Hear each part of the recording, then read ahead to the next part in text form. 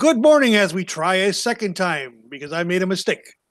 This is Shooting the Breeze. I'm your host, TakersMinion.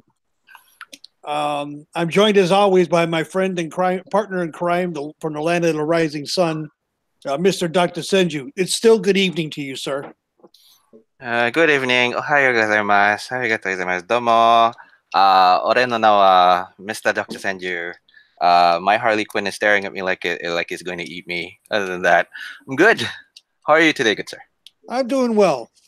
This is the breakfast at SummerSlam. One of those. Why am I supposed to sit here catering to what? 1, 2, 3, 4, 5 people on 13, not just 13, 19, no, not just 19, 20 plus breakfast specials now. No, this is only our, let's see. Oh, God's our fifth breakfast special because 1 year ago this week, we did our very first, and it was SummerSlam. Okay. And then we did SummerSlam, we did Survivor Series, we did Royal Rumble, and WrestleMania. The big four. We do not count Money in the Bank as one of them. Yes. Even though the WWE is trying to make it a big five show, and it's like, nope. It means more than Survivor Series at this point, to be entirely fair. Yeah, and being fair, I'd always assumed that Money in the Bank is the modern day King of the Ring. So yeah, it replaced King of the Ring pretty much. Yeah. So if they bring back King of the Ring, then we'll do a breakfast special for it. Okay, considering listen to that, WWE. Okay, considering that all of you are going to torture MDS to cook breakfast for you guys. I mean, you do look like a butler, so like your wow. Well, his avatar does. So good morning to. Let's get the panel. Let's just start. Good morning, everybody. Good morning, everybody. Introduced here. Good morning, everybody. We're joined by someone who's making their triumphant return. Oh, triumphant return. Okay. And that's Sal Cusmano, who hasn't been here for almost a year now. Sal. Wait, no, I was at the anniversary special. That's the last one you've been on, isn't it? Yeah, that's I think not so. A year. It's just way less than a year ago, Taker. Yeah, it is. Never mind.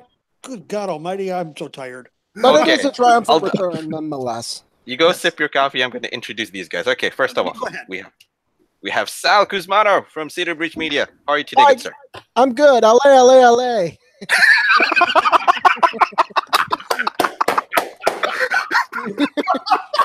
Why do I have to take? I think I'm going to go commit Arikiri. I didn't say anything about the game. Okay. At least he sung the song, which is okay. Yeah. Fine. That still is the same thing. I said no references. Damn it. Taker, coffee right now. Okay. Again, pretty good. Thank you for coming. Happy to be here. Yeah. Next off, the host who actually had Sal on their show this week. From Two Guys, One Sport, we have Chris Colgan. How are you today, good sir? I am well, thank you, sir. It is good to be here. I will probably be the only person not tormenting Taker about the art of the footballs, but I'll still be laughing about it heartily because, I just have that kind of a sick sense of humor. Also, I'm standing right now. So yeah, you have. I heard you have a standing desk now. I do, and it is quite excellent, I must say. I'm standing, and I have a beard, and I am done with my coffee, and I need to refill it. Did you get the pad for under your feet? I'm actually buying that. You know what? I'm just gonna, while you're introducing everybody else, let me just buy that right now because I can do that. Okay, fine. While he's off buying, next up we have OneWingedAngel from Cage Side Seats. Jimmy, how are you? I'm great. Good morning from the beautiful Bay Area. It is only 7:30 a.m., but the sun just came up, basically. Yeah, it is, and it's going to be a beautiful day out here. So lots of fog for you as usual. No, well, from where I am, I'm actually closer to Sacramento than San Francisco right now, so there's not as much fog, but it should be good. Great for Lord Toranaga, Great for Lord Toranaga to do wonton soup. Wow. I'm waiting for my breakfast soup. Oh God. Okay, fine. Moving on. Yeah. Well, I go find that breakfast soup somewhere. Next up, we have Mr. Greg, also from Cake Side Seats. That's Saskatchewan Spinning Nerve Hold, Hold 5. Yeah. Or number 5. Good morning, gentlemen. Good morning. Good morning from the Great White North. Yes, yes, you are. What time is it? What time is it? About 8:30 right now. I'm just dealing with a little bit of smoke from all the forest fires right now. So it's you guys have fires too. So over in California, we have some forest fires up north. Up Redding. Yeah. Well, the smoke is I can't even see the. So usually from my house, you can see all the mountains from here. You can't see anything because of the smoke. Yeah. Speaking of, have they got your front yard done yet? No, not yet. They're working on it. It should be done by the end of the weekend, but it's looking good. Contractors doing a good job. Well, that's good. That's good. That's good. All right. Last, but certainly not least. Taker, you take this one. From Whacked Out Wrestling with himself and Prince Moxley Lopez, I would assume, is one Thomas S.K. Greene. Yes, and I may have introduced myself in the beginning one, but that was still just a technical difficulty. And even if there is technical difficulties like that, even though there might be the wind in the storm, walk on, and you'll never walk alone. I'm kidding. Walk on. The seppuku is real. Right now. Yeah. Taker has not just one, but 2 knives stuck in his belly. In any case, they're in timeout. Wow. Taker, come on. Mute buttons. The mute buttons being used. Sure. I mean, okay, fine. We got Thomas Greene. We got Chris Colgan. We got Sal Cusmano, Mr. Jimmy in number 5. All today in this breakfast where MDS is going to get tortured cooking breakfast for 3 shows. Why 3? Because aside from SummerSlam 2018 and NXT TakeOver Brooklyn 4, somehow I now have to talk about the G1 specials. Ha-ha! Just the finals. G1 Climax, just the finals. Just the finals, I mean. Because unbeknownst, I think I have been cursed. I have been called names. I have been cursed. I have been called rat bastard one too many times now. And let me clarify the table tonight. I was extremely lucky to get the final day ticket. That's all. If Doesn't matter. I hate you all the same. Wow. Here's the thing. You hate me when I went to Wrestle Kingdom this year. You hate me when I go to G1 Climax this year. And don't forget you're going to Wrestle Kingdom next year.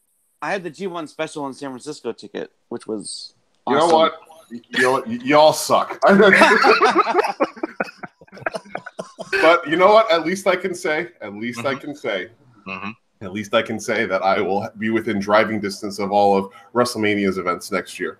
So I can see all of the other great stuff. Oh, well, hey, Chris, I might be there myself because I have a stepdaughter that lives over on Long Island. Oh, well, how about that? Well, are we going to have a live 2 Guys 1 Sports special WrestleMania weekend? Because George is coming out to visit. Sal might be coming out to visit. Here's the thing. I'm going to add my name into the pool because I'm planning on coming to the States next year. Oh my God. This is breaking news. Where's the breaking news? This would be insane. Music? This will be insane. 5 of us all gathered around my Where's the standing breaking desk, news just, music? shooting the breeze. How about that? You like how I wrote that one in there? that would be absolute insanity. And by the way, Legends Lover will probably be with me too, and she might even come out. Oh, wow. All right, then. Right. Okay. But again, I'm saying that it's still in the planning. It's still in the works, but I am trying to plan. I'm trying to save up on that. So let's hope for the best. But in any case, yes. MDS, I was thinking of you when the ring announcer was making his entrance, when all the entrances were coming out. When he said, King Haku, I thought of you. I don't know why, but oh God! Why? Chris, do you remember the whole running gag on people coming into the show for the first time, not expecting how I sound? People are expecting me to go, hello, my name is Mr. Dr. Senju. I don't remember that, but only because I didn't have any expectations about it. And he actually speaks better English than most of us. Yeah, I'm the one that started that whole thing. Yeah. Nice. Because when I first, I didn't expect his English to be like that. I was like, okay, I got a guy from Japan. What's the automatic assumption? Yeah.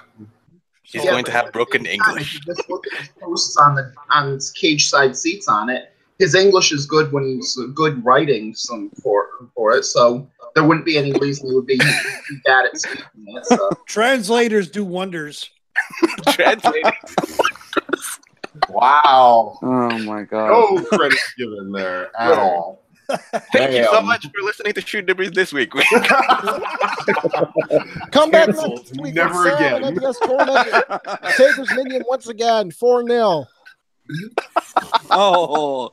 He's gonna be Sal has been banned from the show. In any case, I'll quickly roll on. Yes, I have been to the NJPW G1 Climax final. The last day even means I watched Hiroshi Tanahashi versus Kota Ibushi, A block winner versus B block winner. Boy, was it hot inside there. I was sweating like a pig, and I can't even imagine the two men inside that ring and up to the post interview process. They were sweating like pigs. What was the venue? It's on the Nippon. It's at the Nippon Budokan at Tokyo. Okay. One of the classic places where usually people would associate that with putting on idol shows, girl group shows, and whatnot over there. But yeah, this is to put it in perspective, this is the first time in 15 years since NJPW had put a pay-per-view show at Nippon Budokan. So put that into perspective. Because the last time they only doing it because there was the other venue that they normally use is under construction.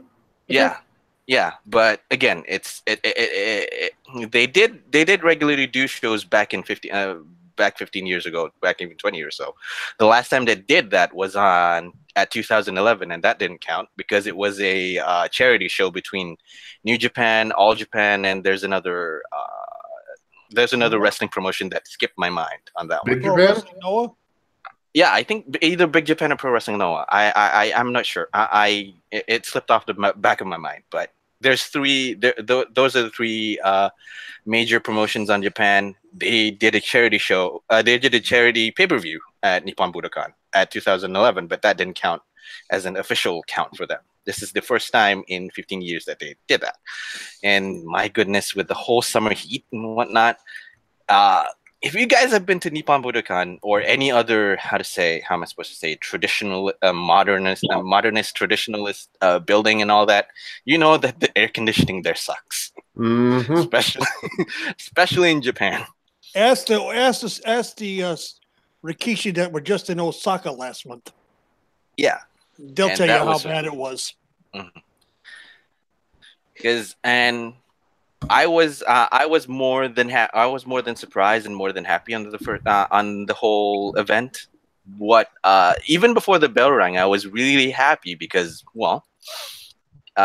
Kenny Omega announced hours before the final that he would be beside Kota Ibushi, his best friend. We didn't know right out of Matt was Tanahashi is also bringing side partner of his own, a second of his own. Yeah, a second of his own, corner man of his own, Katsuyori Shibata. Yeah, oh my God, the place erupted like lives on. Yeah, I mean, I did bungle this up when I had a small conversation with Smart Infested Wrestling back in Twitter, but if you guys are following NJPW closely, you know the storyline between these two. You know the underlying or rumors about what Shibata and Tanahashi stand for. Because, but surprisingly, enlighten me. Well, rumor has it that these two guys have a deep-seated rivalry with one another. So, and it runs back way when Shibata was the main man, Tanahashi was the one and upcoming. Now, we have the whole flip. But that out of the way, because just the image alone of Shibata standing as the second man for Tanahashi itself is just a great image, because this guy has been the cornerstone of NJPW, and his loss to injury, his subsequent retirement due to what had happened, that was devastating. That hit us all. That hit all of us hard. That hit all of us who follow NJPW wrestling very hard. But surprise appearance out of the way, all the pomp and circumstance out of the way.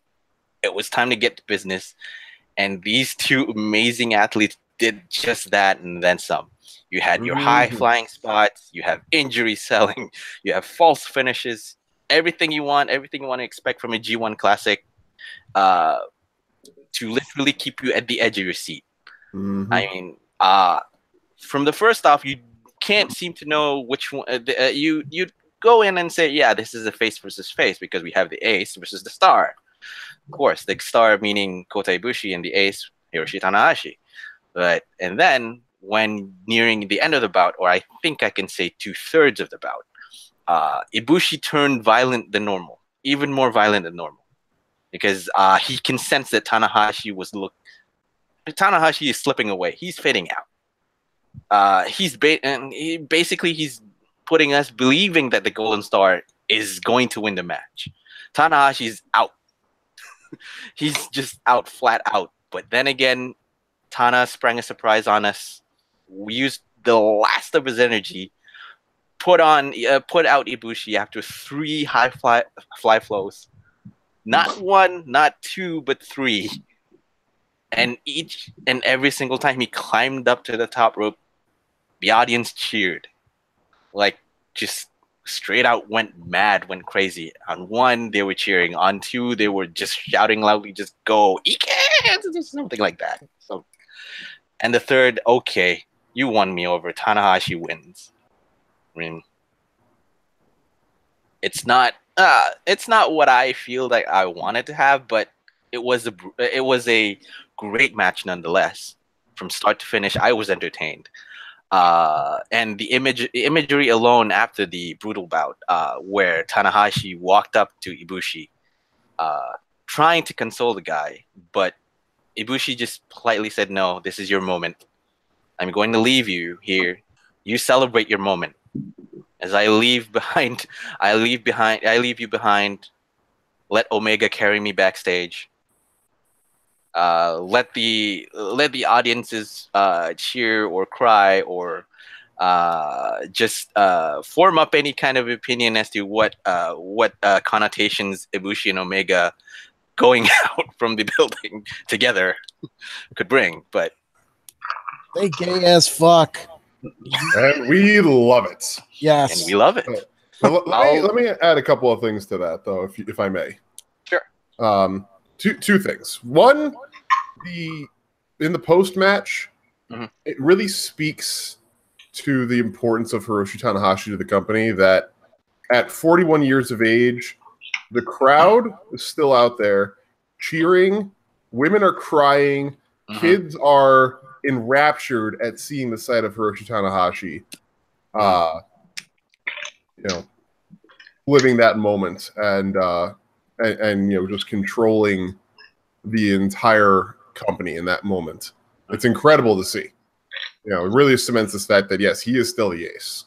As much as Okada has had a 2-year run for the record books for the ages, Tanahashi is still, and until he retires, will always be the ace, because people are he just has that presence to him. And 2, Ibushi's moment there at the end is really brought into even greater significance when you consider the post-event promo from the night before, when he was sitting next to Kenny Omega, and they were talking with the press about the next night's match, and Ibushi said, "He's God to me," referencing Tanahashi, and so now I have to just find a way to defeat God. That was something remarkably poignant. Yeah. For a guy who is, again, one of the stars of wrestling, one of the best in the world right now.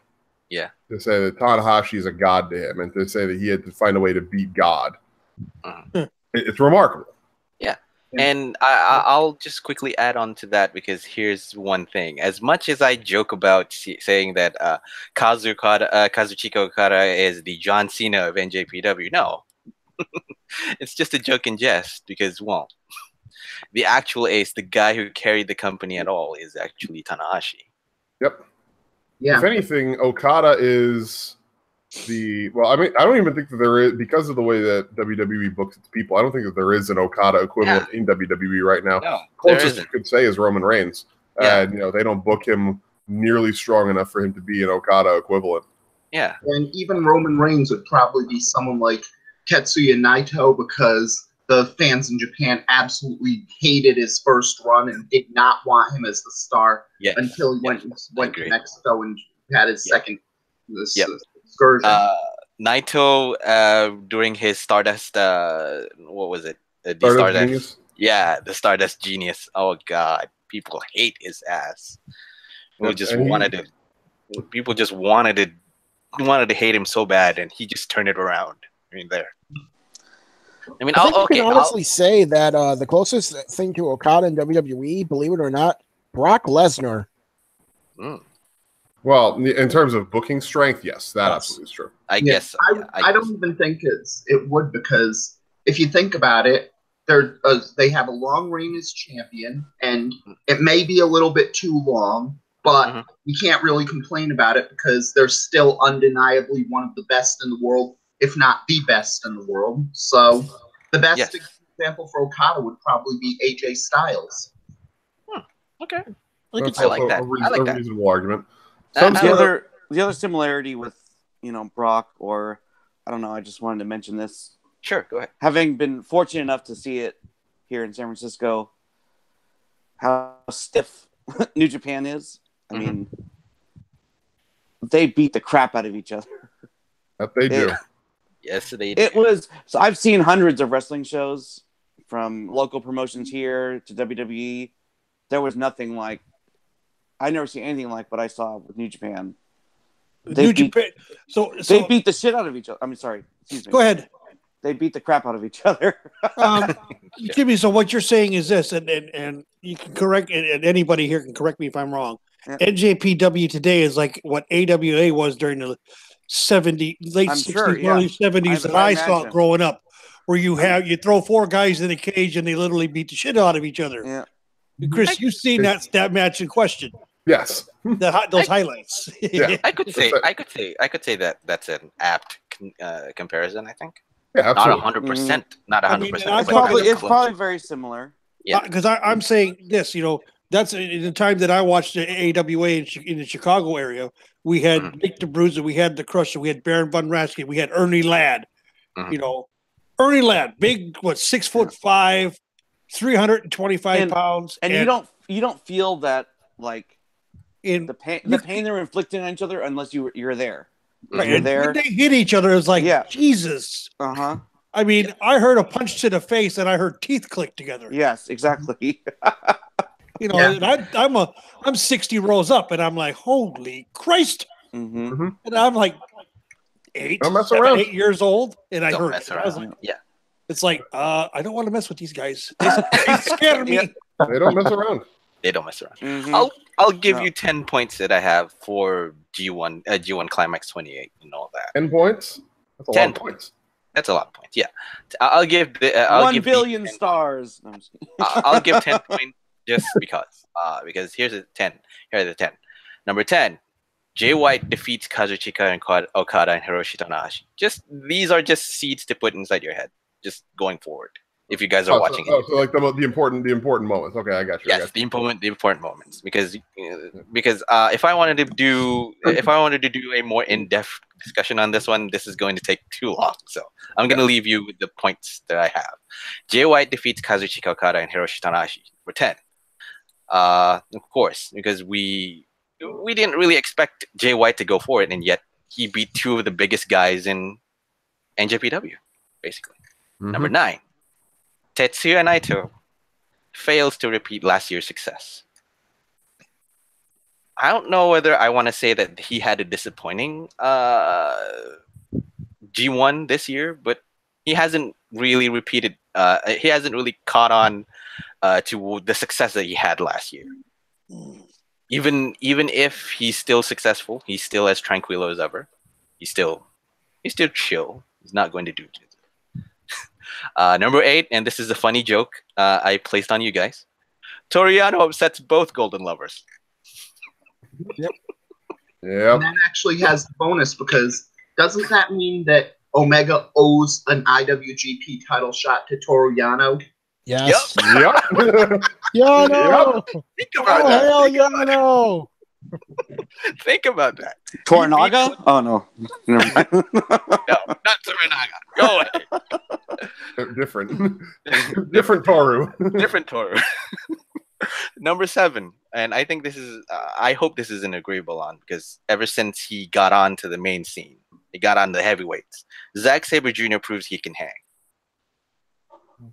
I mean, we always knew he could hang, though. But yeah, you know, this is the consolidation of it all. This is the consolidation of it all. Yeah, this is the defining moment.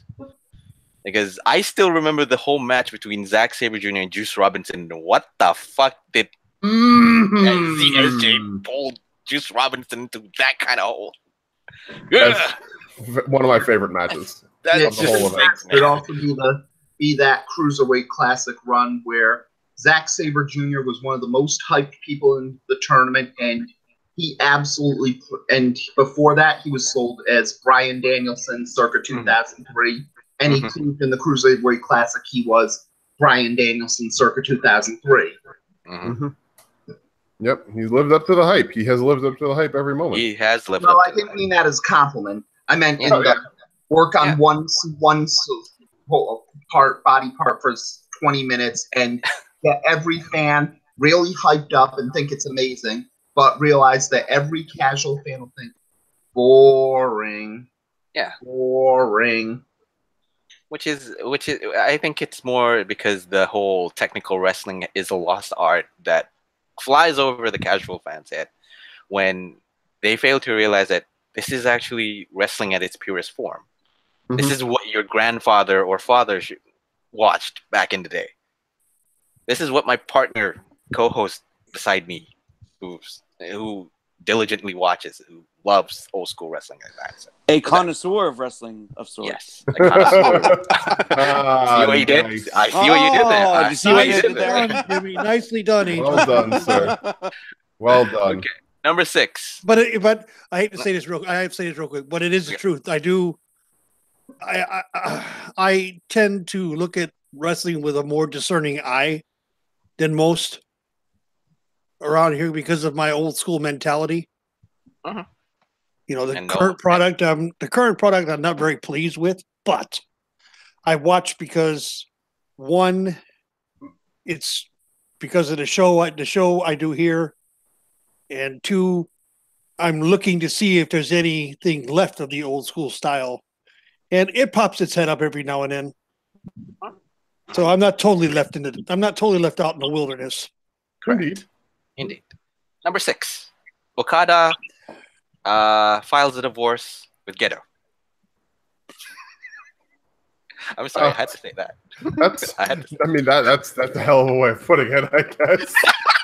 They did a divorce, though, and everybody should be sad. It's not a divorce. It's an amicable settlement agreement. Okay. It's still a divorce. It's fine. Okay, so who gets the big stick and who gets the little stick? Okada gets the big stick? No, surprise! It's spoiler. Nobody gets any stick because it's still around Kenny Omega's waist. Okay. But who gets the awesome robe? That's my question. Does it go to Okada or does Gato get it? Kenny Omega. Okada gets the awesome robe, and Gato gets to keep his Cholo band. Listen, the divorce happened because Kenny Omega broke into the house, stole literally everything, and they can't get by without their toys. That's why the divorce is happening. Damn it, Kenny. Okay, fine. There you go. Number 5. Is this Cody's moment to steal United States Championship off? Nope. God, I hope not. No, I don't think so. Yeah, okay. I think that, by the way, Taker, Yes. can I get your in-person thoughts on that Juice Robinson promo right now? Dusty Rhodes quality. Awesome. It was right up there, and I said this on Thursday night in the chat. It's right up there with the Hard Times promo. Ah, wonderful. You should tell Cody that he's Dusty's real son. I like it. I like it a lot. I'll give one hot take because I rarely give one. Cody might likely challenge for the belt at Fighting Spirit Unleashed in Long Beach. Sal, I hate to interrupt here real quick, but Sal, you might want to switch over to WWE's YouTube channel for a minute. Why? Your boyfriend's on there right now. The Miz is having a live interview right now. Your boyfriend. I'll check it out later. Okay. I like it. I like it a lot. This good. Because we all know how I feel about The Miz. And me. And we all know how Sal feels about The Miz. Yes. Yeah.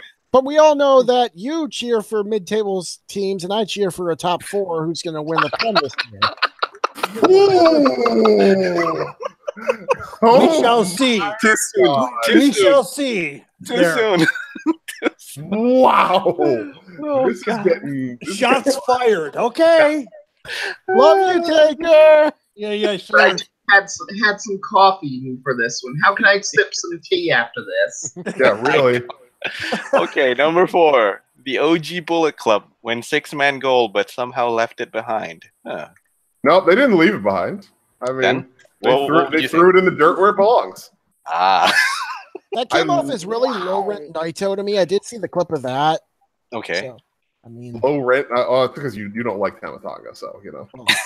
I mean, all the OG Bullet Club kind of sucks, to be completely honest. Well, I mean, again, Sal, I'll repeat what I said on Thursday. It's okay for you to be wrong this time.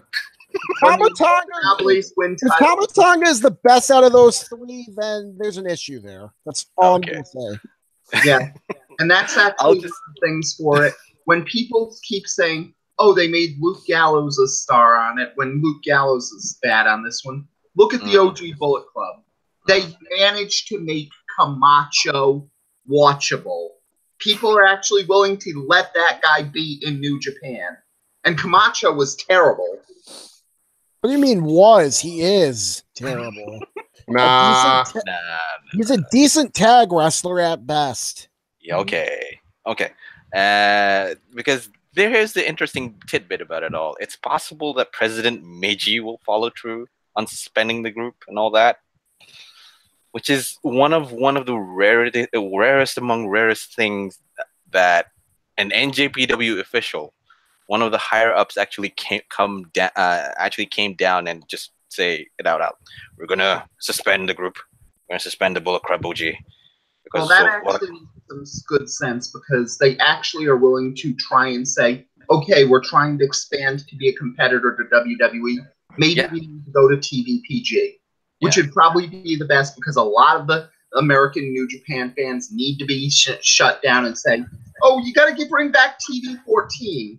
No, they don't. No, they don't.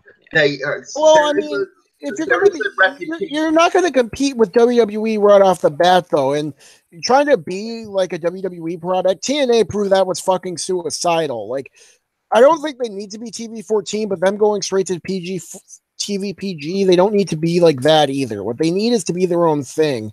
And I'm actually worried they're going about being like WWE in the wrong way with getting authority figures involved. Like, no one likes it in WWE. We don't need it in New Japan. Well, like I said, here's the thing. It's a rarity among rares that we actually see an official from the higher ups of the offices of the NJPW actually come down and try and influence, assert authority on on a story in their product, which is rare for me, I think. But, hey, it's an interesting thing to watch. They need to cut some of the Bullet Club too. That's one thing I noticed here. Well, I think that's why they're doing this. Yeah, I think that's why they're doing this because they know that Bullet Club is getting bloated and they want Bullet Club to be every match was like there was a Bullet Club member. It was like, all right, this is And I bought into it, and I bought a T-shirt. It says Bullet Club San Francisco, but awesome. But I was like, after like 6 matches, I'm like, all right, this is too much Bullet Club. And that's really why they had understandable. Well, okay. Again, they just announced the Bullet Club cologne on this one, and the second thing is that everyone in Unilever, the makers of Axe body spray, celebrated, saying, "We're off the hook. We're not the scent of incels anymore." Oh God, that's got to be a work. That's got to be a work. That's got to be a work. Anyway, so what you're saying, Jimmy, is this, and I want to get this clear. Okay. That the Bullet Club has gotten as big as the old NWO did near the end of its run. Yes, 100%. I mean, I could tell you when at the show, they ruined it by letting it get too big. Bullet Club was every match. I was like, okay, like that was cool. Like the very first match, everyone was excited. First New Japan here in the Bay Area, and Bullet Club, cool. And then Bullet Club again, cool. And then all of a sudden it's like, all right, we don't need another tag match. Well, like all the stables are too bloated at this point. Yeah, just random, random NJPW is guys. Basically stables versus stables. Yeah, and it was random Bullet Club members just thrown together as a tag team, and that I don't like that at all. The big thing with too many Bullet Club members in the U.S. one is it's very similar to the situation in anime and manga where all the great stuff that New Japan has, all those big stables, they're all popular in Japan. But in America, people only care about Bullet Club. So if you're going for an American explosion, you got to have Bullet Club out the yin yang. So I work in a building. I'm an accountant, and I work in a building full of dentists. But I saw this old guy come to the dentist next door because I can see through the window, and he had a Bullet Club hat on. I'm like, okay. I don't think you know what Bullet Club is, but well, maybe he did. I mean, maybe he did. Dentists are insane. Maybe. So. Yeah. Okay. I just looked it up. There are currently 13 members in the Bullet Club right now. Yes. Is that still counting it all as one group though? Or well, is that? Yeah. Well, no. This is. I mean, if they do have there's 5 in the OG and 8 in the Elite. Which. Okay. God help me. Those are. Yeah. And I don't want to. I'm not taking away from the wrestling. The wrestling was great, but just still bloated. Still bloated, in my opinion. You want the perfect number. You go to Lij. You get 5 people. Yeah, they're down to 4 though because the best person is gone.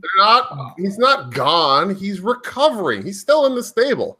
They raised his jacket up at one of the undercard matches, Sal. Yes, I saw that and I cried because come on. I miss him. My crazy cat guy. He's gone. He'll come back. He'll be back.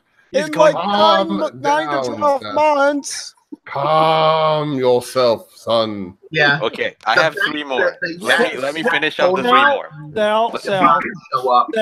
Sal, you need to be tranquilo about this. Oh, Hello isn't tranquilo. He's the opposite of that. But your emotions need to be tranquilo. Tranquilo emotions about it. You know he's coming back. Patience, young Padawan. Patience. Yes. Or patience, young cat. Look at the way that young cat. One had it for this young one. kitten. You had young kitten. Yes.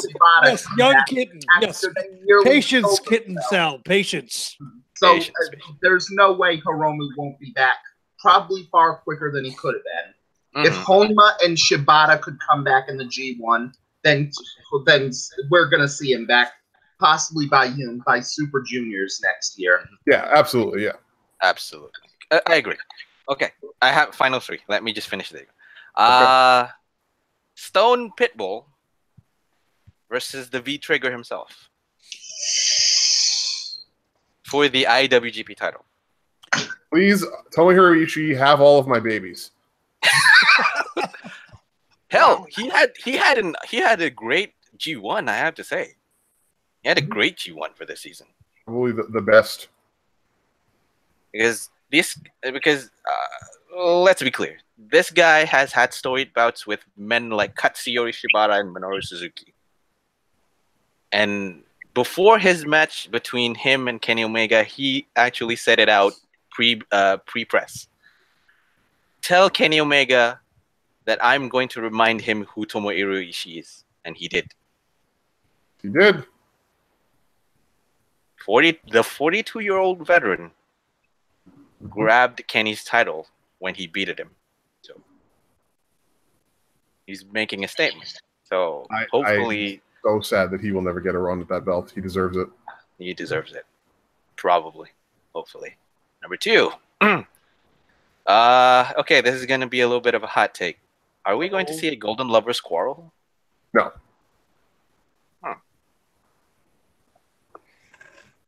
This is a flat now. This is a flat now. I don't think so. I think it's like a 95% chance that everything is fine. Oh, come! That's what they said about the Bullet Club at large, and we saw how that happened, Chris. Yeah, well, it turns out that Bullet Club Elite was fine, and Bullet Club OGs made the Bullet Club Elite obsolete. Delete. I'm combining my gimmicks right now, and I don't care. Oh God. Okay, I'll quickly wrap this up with the number 1 because this is too obvious, I think, on my notes. Tanahashi is still the ace. Yep. Tanahashi is still the ace of NJPW. Suck it, Tottenham. What? Fulham just died Tottenham Hotspur. I have that on in the background, so I'm happy. Okay. Why are you watching Tottenham? You should be you should be concentrating on teams that must not be named. I'm concentrating on this way more. I just happened to glance at it in the background and saw the score. Well, okay, fine. Whatever, Jeez. man. Goodness Louise. Well, okay, I can't fight against Sal because I did the same thing when I was watching World Cup back then. Yes, I know. But the one who made the most about it that hasn't been bragging was George. Mm-hmm.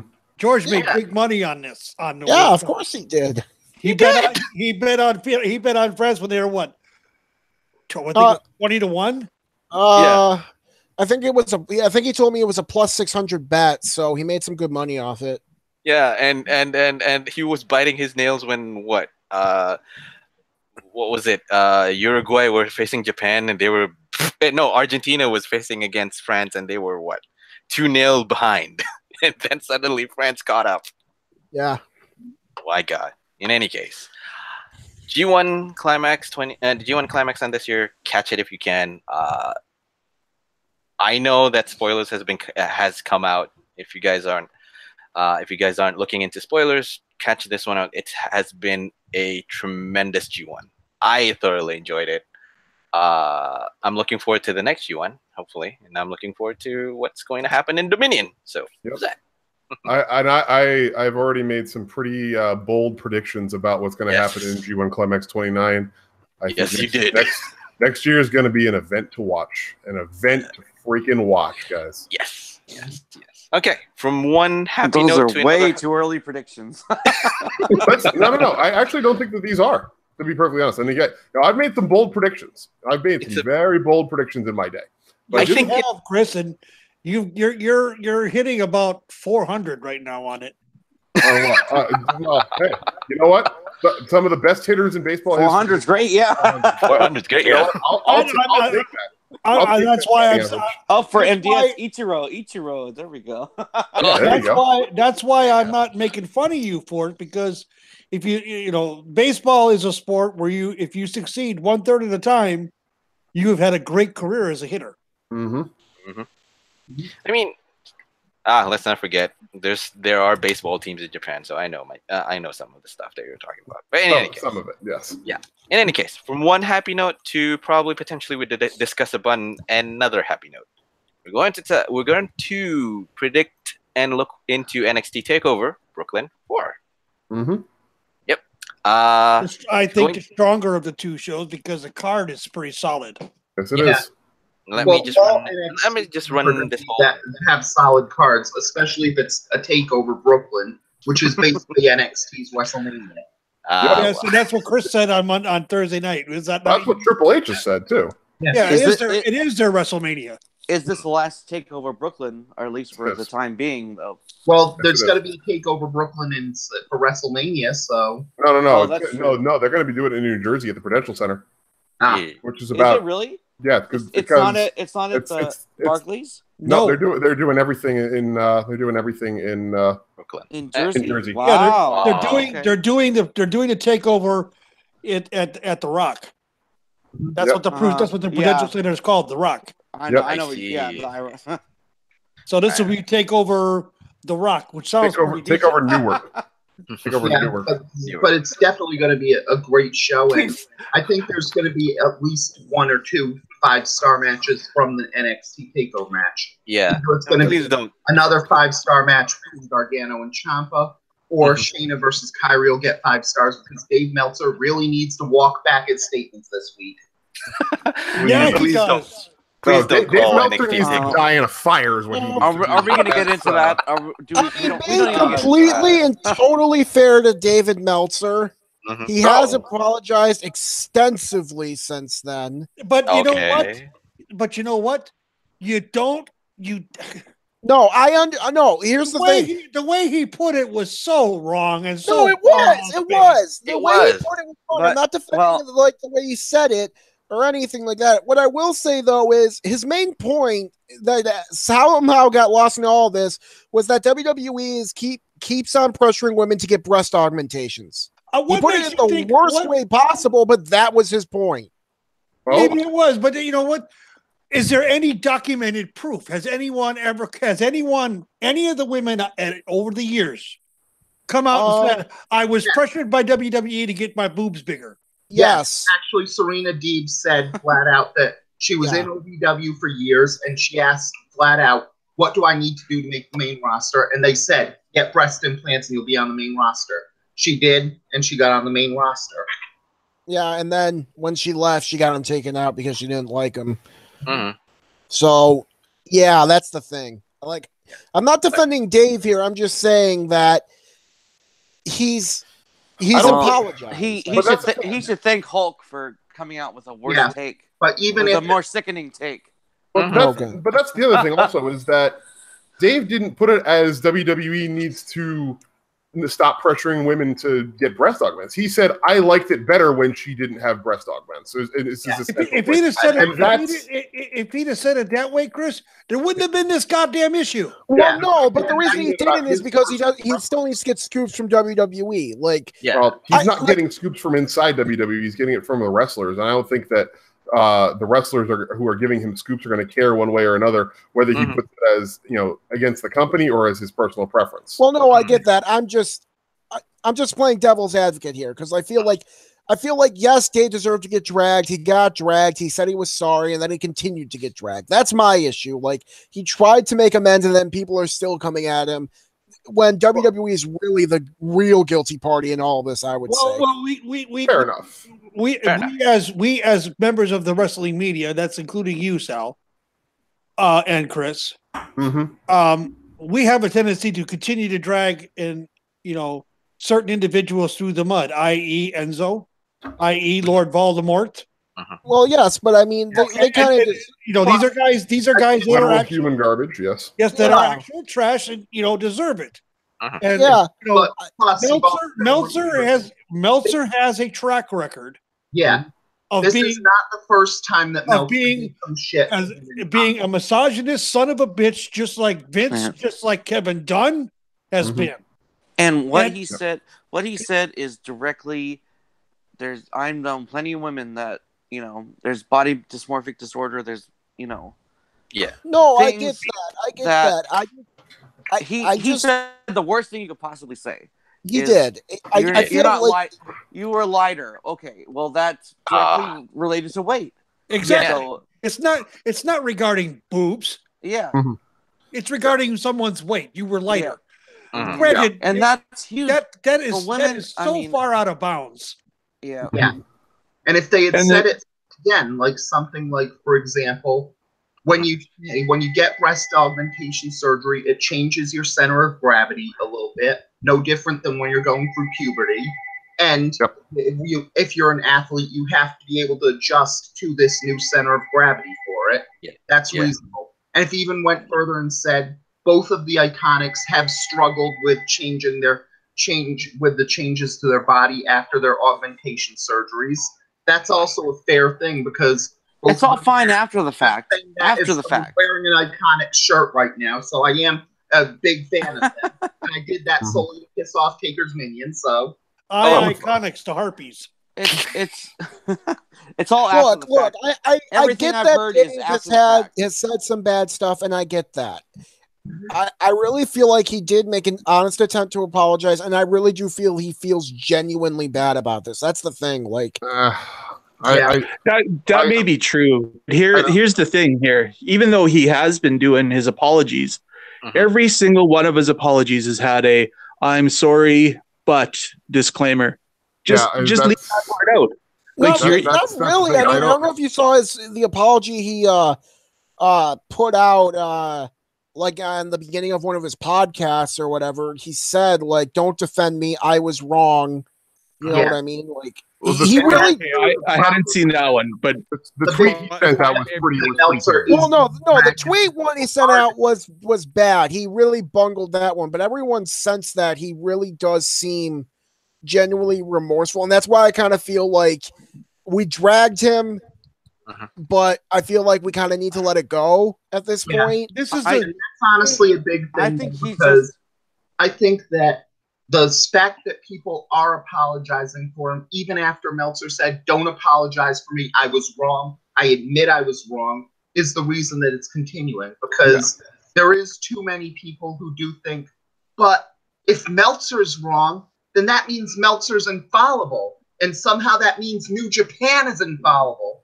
And New Japan can't possibly be wrong. So I think Profit can't possibly be wrong.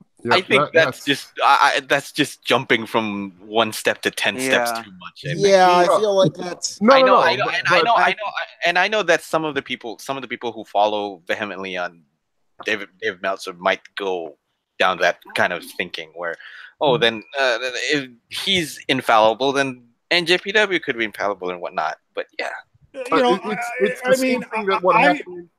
go ahead, Chris. It's the same thing as what happened with this is the only time I've said his name since the incident, but this is the same thing that happened with Elgin. Even when Elgin issued his half-ass shitty apology, and then people were still coming to his defense. Granted, Elgin has just gotten even worse since then, but that's why we call him Lord Voldemort. The crappy parts of the wrestling fandom will defend their favorites regardless of the outcome, regardless of what their favorites even say. Because they're just shitty people. Also related to this, because remember, Meltzer doxed an abuse shelter to protect Voldemort.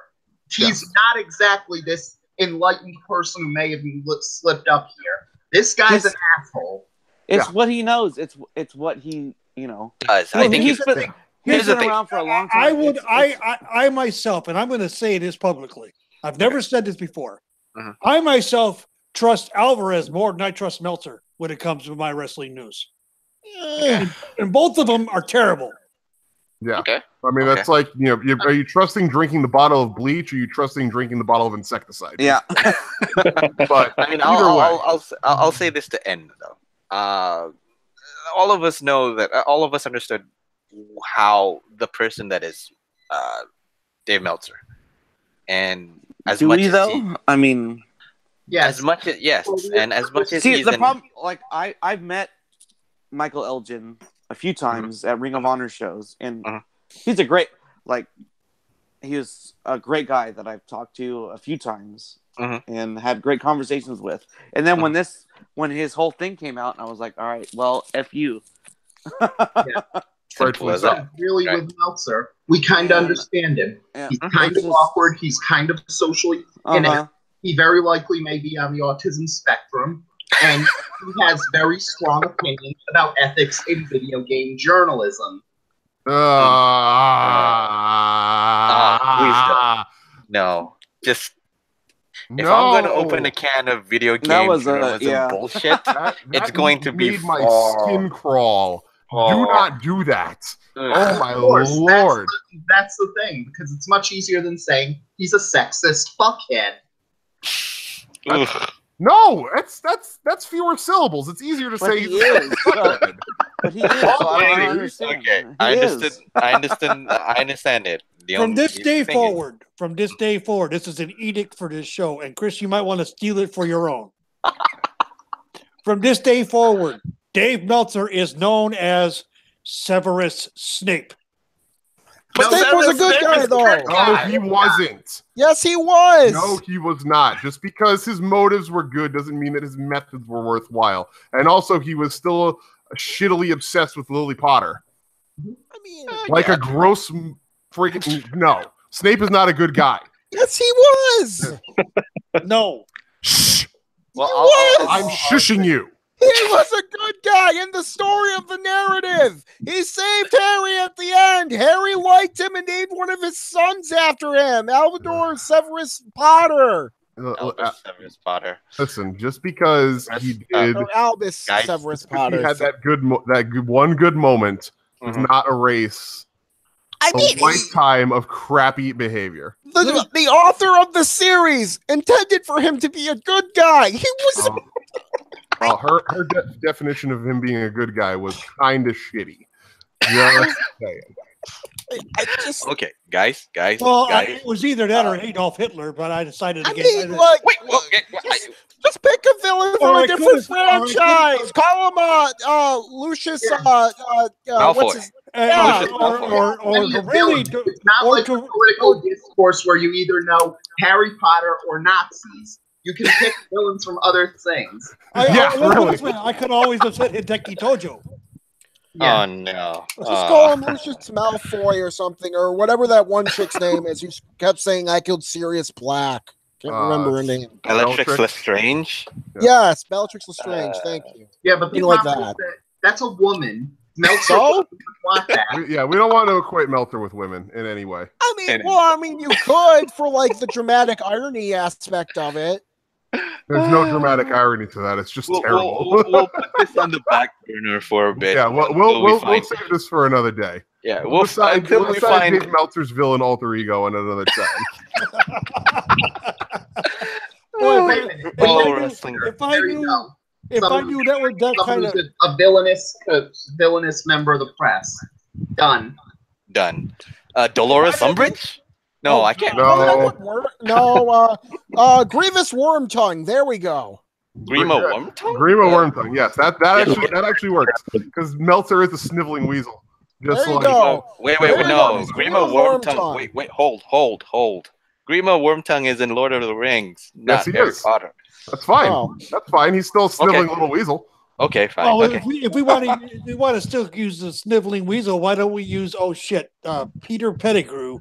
Yeah, that's true too. Oh, Jesus. You could do that that's what I was thinking of. Yeah, Peter Pettigrew. Well, that works because Meltzer is a rat bastard, so he does. Wait. Okay, there you go. We figured it out without insulting the good honor of Severus Snape. Wait. I'm gonna go step 1 to step 10 and right now. If Dave Meltzer is a rat bastard, then I am a rat bastard because someone called me a rat bastard. We meant it lovingly, of course. There's a West difference. Ham is losing to AFC Bournemouth. The problem is we're giving him the time of day, which we should.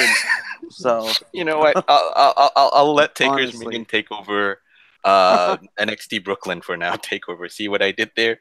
Like I said, the edict is out. It is now Dave Meltzer is Peter Pettigrew from this day forward. There we go. Yeah, okay. Okay, and I can't wait till you let George know that one. I mean, we'll probably use something significantly more vulgar on my show because that's what we're all about. That's why we call Elgin literal human shit on my show. But yeah, that's probably the same thing on my show. Because if this is Los Ingobernables Day podcast, then Whacked Out Wrestling would be the kicking time bomb of it. So. Yeah, we got to. Speaking of which, we have to have a meeting. We have to have a OG LIP meeting here after the show today. All the references are coming out. All the references. But yeah, let's get into NXT Takeover, starting with. This is going to be on August 18th, Brooklyn. 2018. At Brooklyn, New York, at the Barclays Center. Literally today. Literally, yeah. And you got 6 matches in total, with one actually is a taped for a broadcast on a future episode. So I'm just going to talk about the 5, not the 1. Yes. I don't even know what the 6th one is, to be fair. So it's done against Zach Morgan or Zach Gibson. Zach Gibson. How dare you disrespect Liverpool's number one? Yes. I didn't watch the West Ham match, so I wouldn't know who Liverpool's number 1 would be. Yeah, he is, because technically speaking, the way you slide that in there, so I know. subtly. I actually met him this past Sunday. Real nice guy. He's pushing, you went to Progress. He's pushing my forbearance. Yes, you went to Progress. Look, just because Zach Gibson has quality football taste, I mean, that doesn't. What do you think of Zach Gibson? He's a really nice person, even though he's probably one of the most hated individuals in wrestling in terms of like character. Like, he was like 15 feet away from me on a mic. I could not hear a word he was saying. That's how loud people were booing him. One of the best heels out there right now, dude. Yeah, he is so good. MDS, you'll appreciate this. His submission finisher is called the Shankly Gates. Wow. Wow. I know. I love him so much. Wow. His submission finisher is the Shankly Gates. My goodness. Yeah. Does he have a move called the Paisley Gates? That's the other question. No, he actually used to come out to a version of You'll Never Walk Alone, too. Oh, but that's the question. How many matches did he win? Did he have a loss or 2, or was it 4-0 in his? I mean, he won the WWE UK Championship tournament. Someone's getting banned over here. Someone just got put in timeout. Van Hammer is being dropped. Well, I mean, Liverpool dropped the hammers pretty bad last week, to be fair. So the Van Hammer. Wow, Sal, are you the Van Hammer? You're asking for it at this point. My God, it's like, thank you, sir. May I have another? Yeah, really. We still love you, Taker. Yeah, I know you do, you rat bastard. We're all channeling. This sucks. Wow. I also think you guys will be pretty good this year. I think you guys will finish like upper half of the table, like top 10. So. Sure. All right, whatever. Let's just move on. Let's get to the matches of this card anyway. We have all the titles being defended, as per regularity, of course, as per usual, of course. You got the NXT Women's Championship being defended. The champion herself, the Queen of Spades, Shayna Baszler, versus Pirate Princess herself, Kairi Sane. Mm-hmm. Next, we have the last man standing match for the NXT Championship. Hold on, I'm going to announce this one. Okay. This match is going to be very interesting because it contains Sal's most favorite wrestler in the whole world, Tommaso Ciampa, and Johnny Gargano. Why must you wound me like this? You've been wounding him this whole time. Right. Tommaso Ciampa is your god. You just are afraid to admit it. He's Paisano. He sucks more than West Ham. Oh, please. Yeah, and he's about it. And to me, Tommaso Ciampa is as good to me as Daniel Bryan is against The Miz right now. So I'm going to say it now. I want Tommaso to win, just a stick in your cross, Sal. Oh, okay. Tommaso Ciampa is a low-rent Zach Gibson, quite frankly. You only say that because you hate him so much. Yeah, that was a hot take right there. Yeah. Well, he is. He's a low-rent. His beard isn't even as good as Gibson's. Well, you got to realize that it's kind of a positive thing when you realize he won the title. I mean, remember, a decade ago, he was so depressed that he lost his developmental deal. He nearly committed suicide. But he worked hard, and he ended up getting to be a star on the indie scene, then got his deal back, and now he's got the title saying he's the top prospect. So he's approved to say, take your depression and beat it. And beat it harder, and beat it harder and harder and harder as you think it's going to get the call up, and you keep beating it, and you keep dragging it on Twitter for 9 months while you're injured with an ACL tear, and come back to beat your depression further and further and further, and beat it as it has a chance to win the title, and beat it till it gets kicked out of NXT, and keep beating it, and keep beating it, and fuck you, Ciampa, you inspirational motherfucker! Wow. Wow. So that just happened. Yes. That was a So thing. SK just exploded. That's why I'm going to ride Tommaso Ciampa, his coattails. Whoa. Ride his coattails. Whoa. Ride his coattails. That got real here for a second. Yeah, I know. I intercepted it before it got too far. I backed it up. I backed it up. I put it in reverse and went backwards. I didn't But know. I'm on the Tommaso Ciampa bandwagon. There's plenty of room for everybody here, including you, Sal. I'm extending my hand out.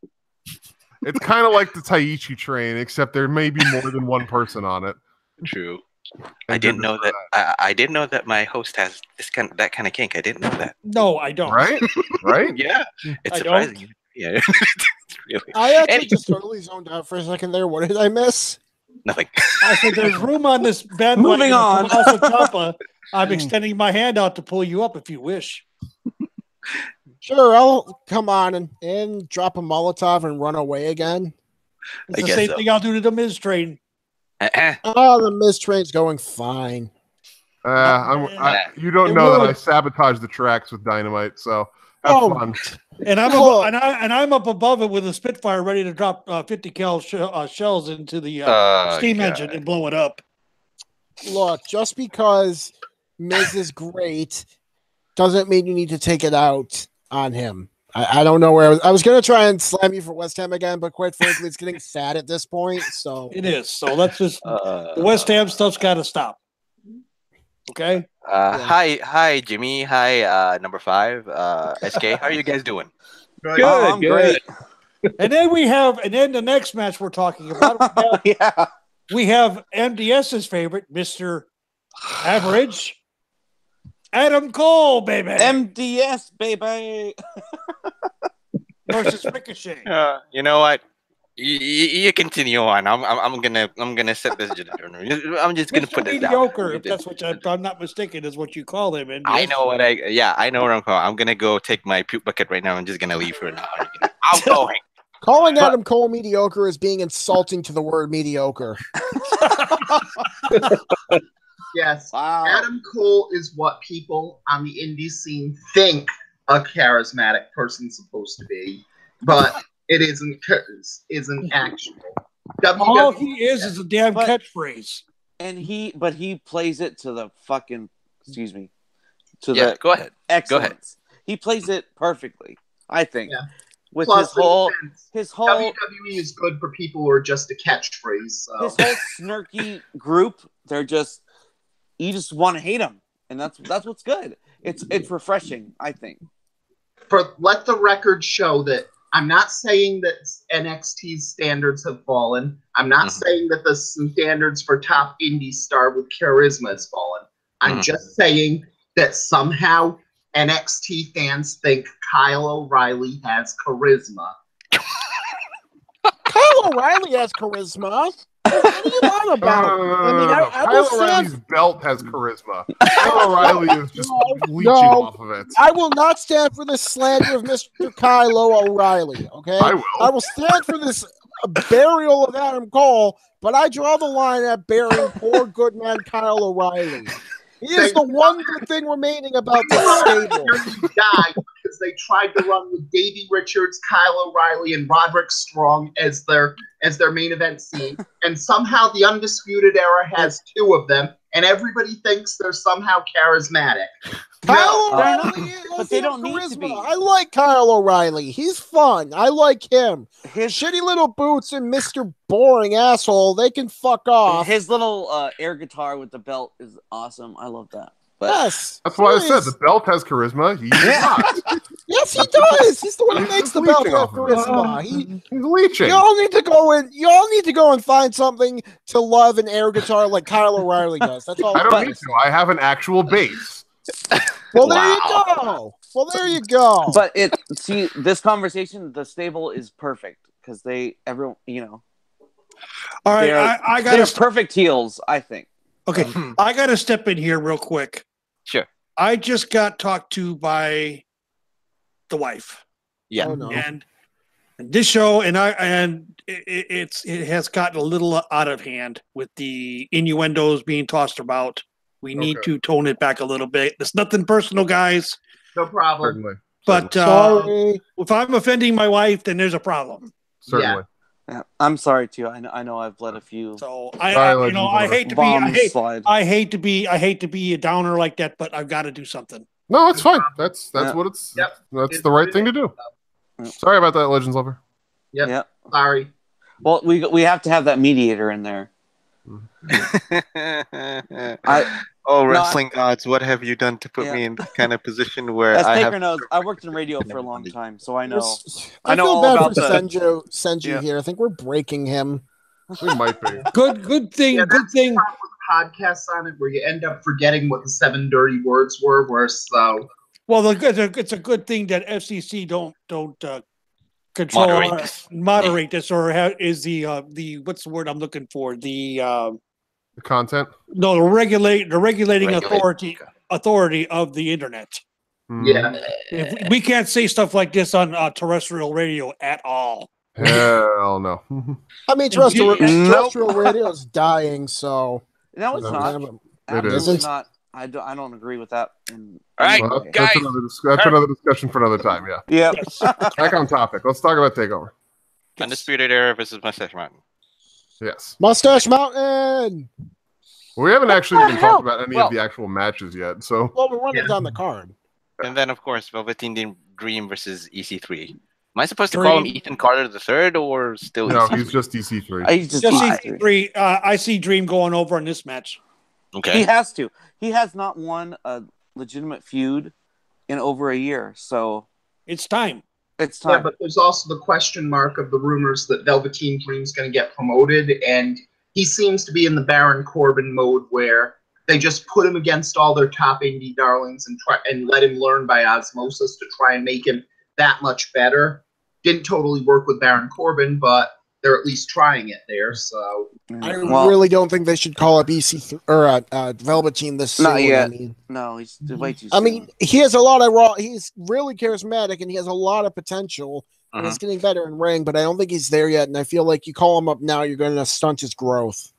Yeah, but that's also absolutely agree there because we all know that Velveteen Dream's going to be like Tyler Breeze on it, where they're a main eventer in NXT, but you know they're just going to be a comedy guy on the main roster. Well, and that's the fear I have with Patrick Clark, aka Velveteen Dream, is that, you know, and I've said this before, this kid's got independent experience already. He was wrestling in Maryland, in a Maryland promotion. So it's not like he came in cold. He's not a homegrown product. He already had skills when he got here. He's only 22 years old. You're good if they bring him up now and make him a comedy act like Tyler Breeze. They're going to destroy any credibility he is earned in NXT and in the indie scene. And you know, WWE, the main roster, has got to stop doing that. Look what they've gutted. They've gutted AJ Styles. They have gutted Nakamura. You got to remember though, Taker, and this is something that Smart Infested Waters posted about on Twitter, and I actually agree with her on this. You know, you can't have a company full of Okadas. You got to remember that there got to be guys who have to make other dudes look good. That's just a reality. And when it comes right down to it, yeah, it would be nice if Dream got a little bit more shine. That would absolutely be ideal. But in the end, you know what? He's still making that money, and he is still succeeding and is doing what he loves. Because you can't have everybody be a main event talent. So you know what? If he's taken a DOA gimmick and made it very interesting. So yeah, it's what I always say. On the main roster, they had to cater to their own target audience, and and like I said, wrestling is simple. You have to cater to. You just have to. There's a little bit of wrestling for everybody. You have your comedic wrestling. You have your serious technical wrestling matches. You have your high flying spots. You have your epic storyline based matches. Those kind of stuff. They have to. I think in a way WWE has to think about all that. Yeah, and sometimes you can't have number one, you can't have a company who runs 100% Okada or 100% Roman Reigns, for that matter, too, if you want to say that. But then again, you can't have, going on the flip side, you can't have a company with 100% Torianos. That's going to suck. Yeah. Well, yeah. Yeah, and that's really the big thing on it, because people say it's a worrisome thing that Velveteen Dream is pretty much going to be the next Goldust when he gets to the main roster. And that seems like a bad thing, but then you remember, Goldust has had a 23-year career in WWE. If Patrick Clark can get that, more power to the guy. Yeah, exactly. Because I hope that the whole panel has the kind of the same mentality that I hold for the people who work in the wrestling business. Because first and foremost, you are working in a company. This is your job. You are the employer. Mm-hmm. Your job is to wrestle. Is to put on a wrestling match. And he can wrestle. Yes, absolutely, he can. Yeah. And if Patrick Clark gets brought up to the main roster as an employer, and he works as a loyal employer for about 23 years, just like Goldust. Employee. Yeah, employee. They're not employees, though. Well, independent contractor, but they're all the same. You know, he has to do what he has to do to retain his contract. Yes. So, okay. I wanted to make that clear. Mm-hmm. Yeah. Because being an employee of somebody is, and I'm going to talk about, because I was a truck driver at one time in my life. I was both a company driver and an owner operator or independent contractor. Mm-hmm. Company drivers have a complete different standard of rules to follow than an independent contractor does. Mm-hmm. Understandable. There's a difference between that. Yeah, there's a big difference. But anyway, but again, you have a job. You are working to get paid. First and foremost, you have a job to keep. You have a job to maintain, and that job is to wrestle. And if you can keep working that job for 23 years and make your higher ups or make your employer or boss happy for 23 years, and he keeps paying you that same kind of treatment, same kind of money, I think that's a success in and of itself. Yes, created. Absolutely. That's really the best, the highest ranking company in the world, or at least the highest paying company in the world. Yeah, if not one of the. That still counts for something, even with WWE's reputation being in the toilet as it is. That still counts for something. Yes. Yeah, but that also is the problem, where that seems to be a modern era thing, and I don't know when it changed, where the point where I blame CM Punk for the fact that success in wrestling has turned to CM Punk's definition of success, and that's led it to a point where now even having a 23-year career and being a good mid-carder for all that time isn't good enough. Even being a star isn't good enough. You have to go on last at WrestleMania and win the WWE title in the main event as pyro and confetti goes around, Michael Cole and Corey Graves crying tears of joy that your boyhood or girlhood dream has finally come true, and anything else but that, you're somehow a failure. And that is a load of crap, because really, just by making it to the main roster, they've already won. So, I mean, everyone has their own definition of success, though. I mean, I can't really say, like, I don't think, like, you should, like, if someone views their career as not being a success because they aren't where they want to be, like, look at the guy like Juice Robinson. He was not happy, and he did not consider his career a success in WWE where he was at. So he decided to go to New Japan, bet on himself, and now I'd say he thinks he's in a successful position based on everything that it appears to be. That's fine. Yeah. What I'm saying is, like you don't need to, like, I'm just saying, like, I can't blame CM Punk because he didn't view his career as a success because he didn't main event WrestleMania. Do I feel like that's a very high bar to set for yourself? Yes, but that's the kind of person Punk is. Like, he sets high bars for himself. That's on any other talent that's using his definition of success as their own. You got to define your own definition of success. Well, if that's what they want to define their definition of success is, that's fine. I'm just saying, like I can't say I can't blame Punk. I'll blame Punk for a lot of shit. That Cabana lawsuit he's getting himself into now. Like, what the fuck, dude? But like, hey. So, or what the heck, dude? Sorry. Yeah. Well, it's not even just that. It's if Punk defines his success as, I didn't go on last at WrestleMania, so I'm a failure. That's not a problem. That's not what I was saying. What I was saying is the fact that somehow after the pipe bomb, success in pro wrestling was defined as what CM Punk sets his career's success as. And that's not the same for every wrestler. And it shouldn't be the same for every wrestler. Mm-hmm. Absolutely right. Yeah. Absolutely. Yeah. It shouldn't be. I think it's more. Yeah. It's more subjective. It's a little bit more complicated, because, in a sense, because sure, we can actually just class success. We can actually define success into compartments, into sections and whatnot. But that's on our own opinions, our own worldviews, our own personalities, I guess. Yeah. Some people think that a stable job, a stable paying job is success. Some other people say that sitting at the top on a CEO chair, that's success to me. Yeah. Some people would say that backwater station is success to me. More power to backwater station like Jim Raynor. And we'll talk later. We'll talk later. Wrestling that they haven't made any mid-card or lower-card storylines mean something. Like I'd say Jack Swagger's a good example for this one, where with Jack Swagger, you didn't need him to win the world title in the main event of WrestleMania for things to be a success. You just settle for, just let him beat Rusev just once. And that was perfectly fine, because beating Rusev mattered to him, so it mattered to his fans, and that was perfectly fine as well. And when he beat Rusev, everybody was ecstatic, even though it was a throwaway match at Tribute to the Troops. Yeah, I remember that. Yeah. But the thing about it is that was the perfect place for it to happen. Mm-hmm. This was the whole, Rusev in the Hate America Foreigner over on a military base, getting his comeuppance finally and getting defeated. Perfect place, perfect time, perfect place. Yeah. Of course, the fact that they then went on to have Swagger lose to him again a whole bunch more kind of undid that, but that is what it is. Yeah. I digress. Velveteen Dream versus EC3. We have gone so far.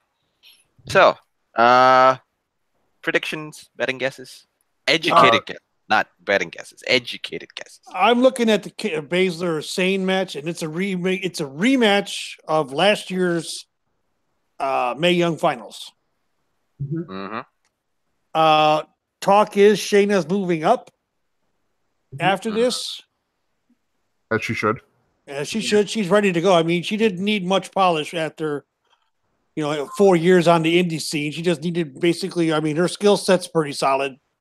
She can work a match. I mean, her with Ember and the whole shoulder thing and slamming it against the ring post to knock it back in, which is something you don't really do, but that's not actual physiology. No, but the thing about it is fans don't know any different. Oh, some fans don't know any difference. As a lot of fans don't know any difference. I was watching that and I said, that's not how that works. No, I know. I suffered chronic dislocation for 6 years. I know that's not how that works. Don't just jam it in, Chris. Come on. What are you wimping out for? Listen, I reset my shoulder more times than I care to count. I know that's not how that works. And even if you do it, even when you do it the right way, it still freaking hurts. Oh yeah. Because I've had dislocations, and it's like, okay, Yep. Yeah, because that's about it. That's about it. Because honestly, it's going to be a question mark, because all signs say Kairi Sane's going to win, just so Shayna Baszler can go up. But that's exactly what I'm getting at. There's so many black marks to this that I don't know if it's going to happen, simply because we've seen that Baszler's an amazing monster heel, and they're not going to turn Ronda Rousey as pretty much ever. But they could. Okay, well, let's look at it objectively, Mr. Greene, because you and I have had some very heated discussions in the threads. Come on. Over time. Okay. But I'm looking at it this way: Ruby Riott was the faces to faces in NXT. Okay. They debuted her as a what? Heel. Okay. But that's also the case where now what is to say, and I want you to listen, because I put this out in the thread last night and it's there. What is to say that Becky doesn't win the title tomorrow night, right? Baszler loses her match to Kairi Sane and is going to get promoted. She's gonna come up Tuesday night to SmackDown. This is where Baszler goes. That would be perfectly viable on this one because now wait, it gets better. Becky doesn't win tonight or doesn't win tomorrow night. She snaps, loses her mind, destroys Charlotte in the ring. Naomi comes out to try to calm her down and destroys Naomi. Tuesday night, she cuts a promo about it, and she proceeds to destroy the entire roster. She wins the title at Evolution off of Charlotte. And then she starts, going through the whole defending and just destroying everybody, breaking arms a la Pentagon Jr., to where there's only one person left that can save the day. The women's roster from that monster that is Becky Lynch, and it's Shayna Baszler. And honestly, the big problem on this one is that it's hard to dance around it, and it's hard to dance around it, especially this week with the Meltzer situation. But there's no nice way to put it. And I've said it as a positive thing because I do view it as a positive in the modern one, so I'll just rip it off like a Band-Aid. Shayna Baszler is the ugliest woman on the roster, and the fact she is the ugliest woman on the roster is beautiful because they're realizing that there's more looks for women in pro wrestling. And that's going to be a reason she will never be a babyface in WWE. Why not? I mean, they've just had Nia Jax a babyface. That would make her an excellent babyface.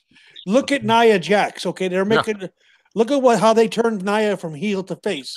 What did they do? Nia Jax is pretty. Arguably, she's a very beautiful woman. But how did they take her from being the heelest of heels to becoming the most purebred white meat babyface on the roster right now? Body shaming. Body shaming. They could do the same thing on SmackDown. Carmella could still be a heel and start knocking Baszler's looks. And you don't even need to do that.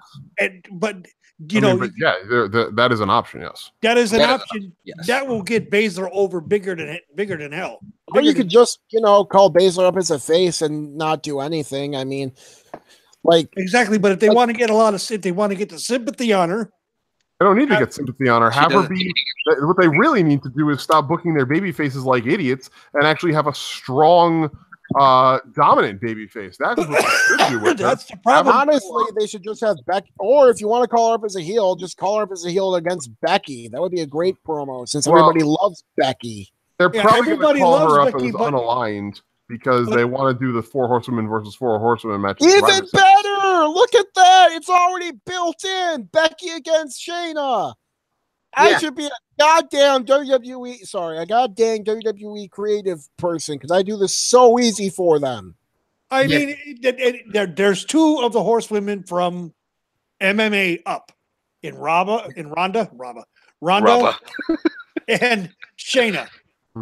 Okay, the other two right now are down in NXT, working the house show circuit, picking up the business, picking up the moves just as quickly as Ronda is.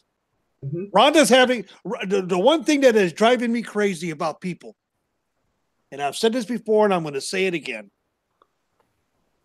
Everybody thinks that if Ronda wins the title, she's going to be like Brock Lesnar and not show up, only show up and defend it at at this pay-per-view or at that pay-per-view, the big ones, and nothing more. Anybody who's saying that is not paying attention to what she's been doing. So. She's been showing up on Raw. She may not be getting in the ring, but she's been showing up on Raw, cutting promos. She had a match on Raw. She's participating in social media. Yeah. She's participating in social media. She's on the house show circuit working, which is a hell of a lot more than what Brock has done in the last 3 years. Yeah. But Ronda has had more matches this year since she debuted in January at Royal Rumble to WrestleMania, and after that on the European tour here in the United States, she's on the house show circuit working. Plus, she's going down to the Performance Center as much as she can to learn the business and learn the moves and get better, and is picking it up fast. Is there argument that she's not working hard? I mean, no, there are some people who are saying she hasn't earned her dues. But there are people who are saying she needs to be on TV every week and defending the title every week, and she has to have a match on TV. she should be on TV every week. She doesn't have to have a match every week. But they're wanting her to be on TV and have a match every week. She doesn't need a match every week, but she should be on TV every week. Not everybody's going to be doing the John Cena US Open Challenge. Yeah, that's not how that works. Honestly, that's the problem on it, because with Ronda Rousey, once every 30 days, like that, like she can be on TV every week, fine. She can have a match every week, fine. But most of those people would also say she has to have a match every week and she has to go 50-50 with everyone. And no, Ronda Rousey can't go 50 with everyone.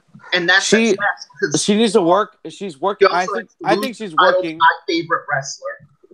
I don't know where she lives, but I imagine she's in Florida half the week.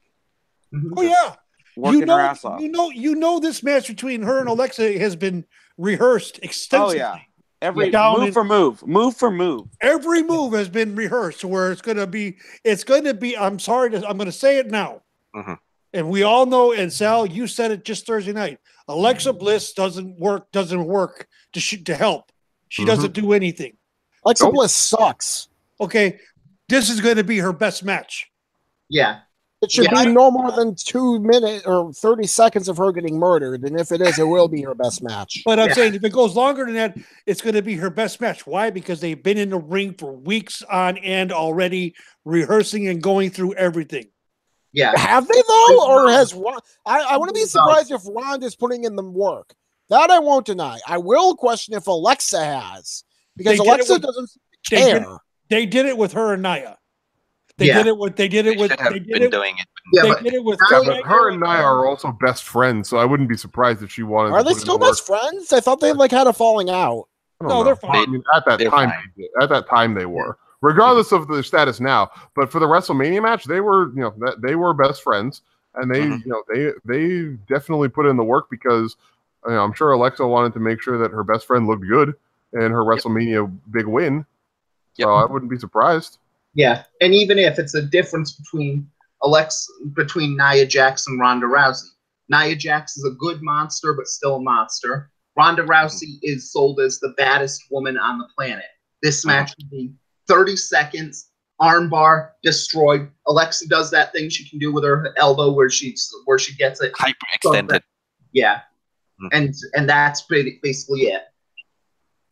Yeah, and I mean that's the thing, And like I said, as well as I do, that those two, her and Ronda and Alexa, have been down at the Performance Center working this match out.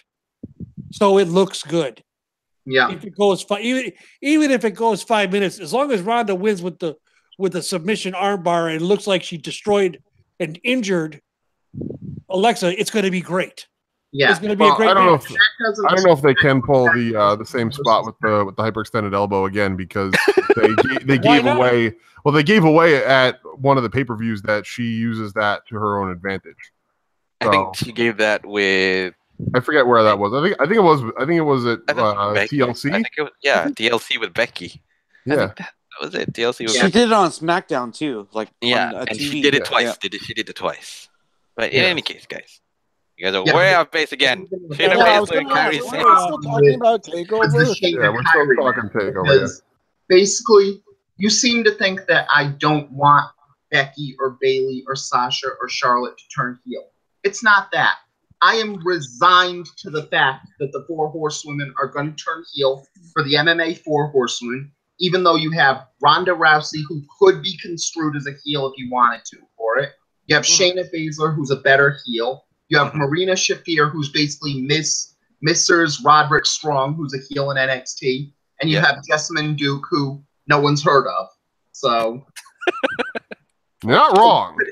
You're not wrong. You're not wrong, though. Could be the heels by 2 1-1 there, where it's basically 4 faces, no heels. But we all know the Four Horsemen in WWE are going to be the heels in this one. And it's going to be terrible. And the fans are going to riot. Are they though? I don't. Like I said last night.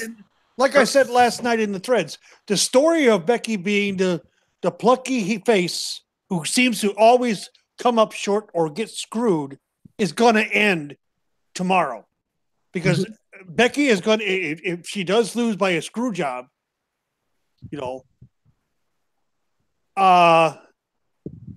Becky's going to lose it. But that ties that is the end. That is the end. That is the end. There is nothing more to tell.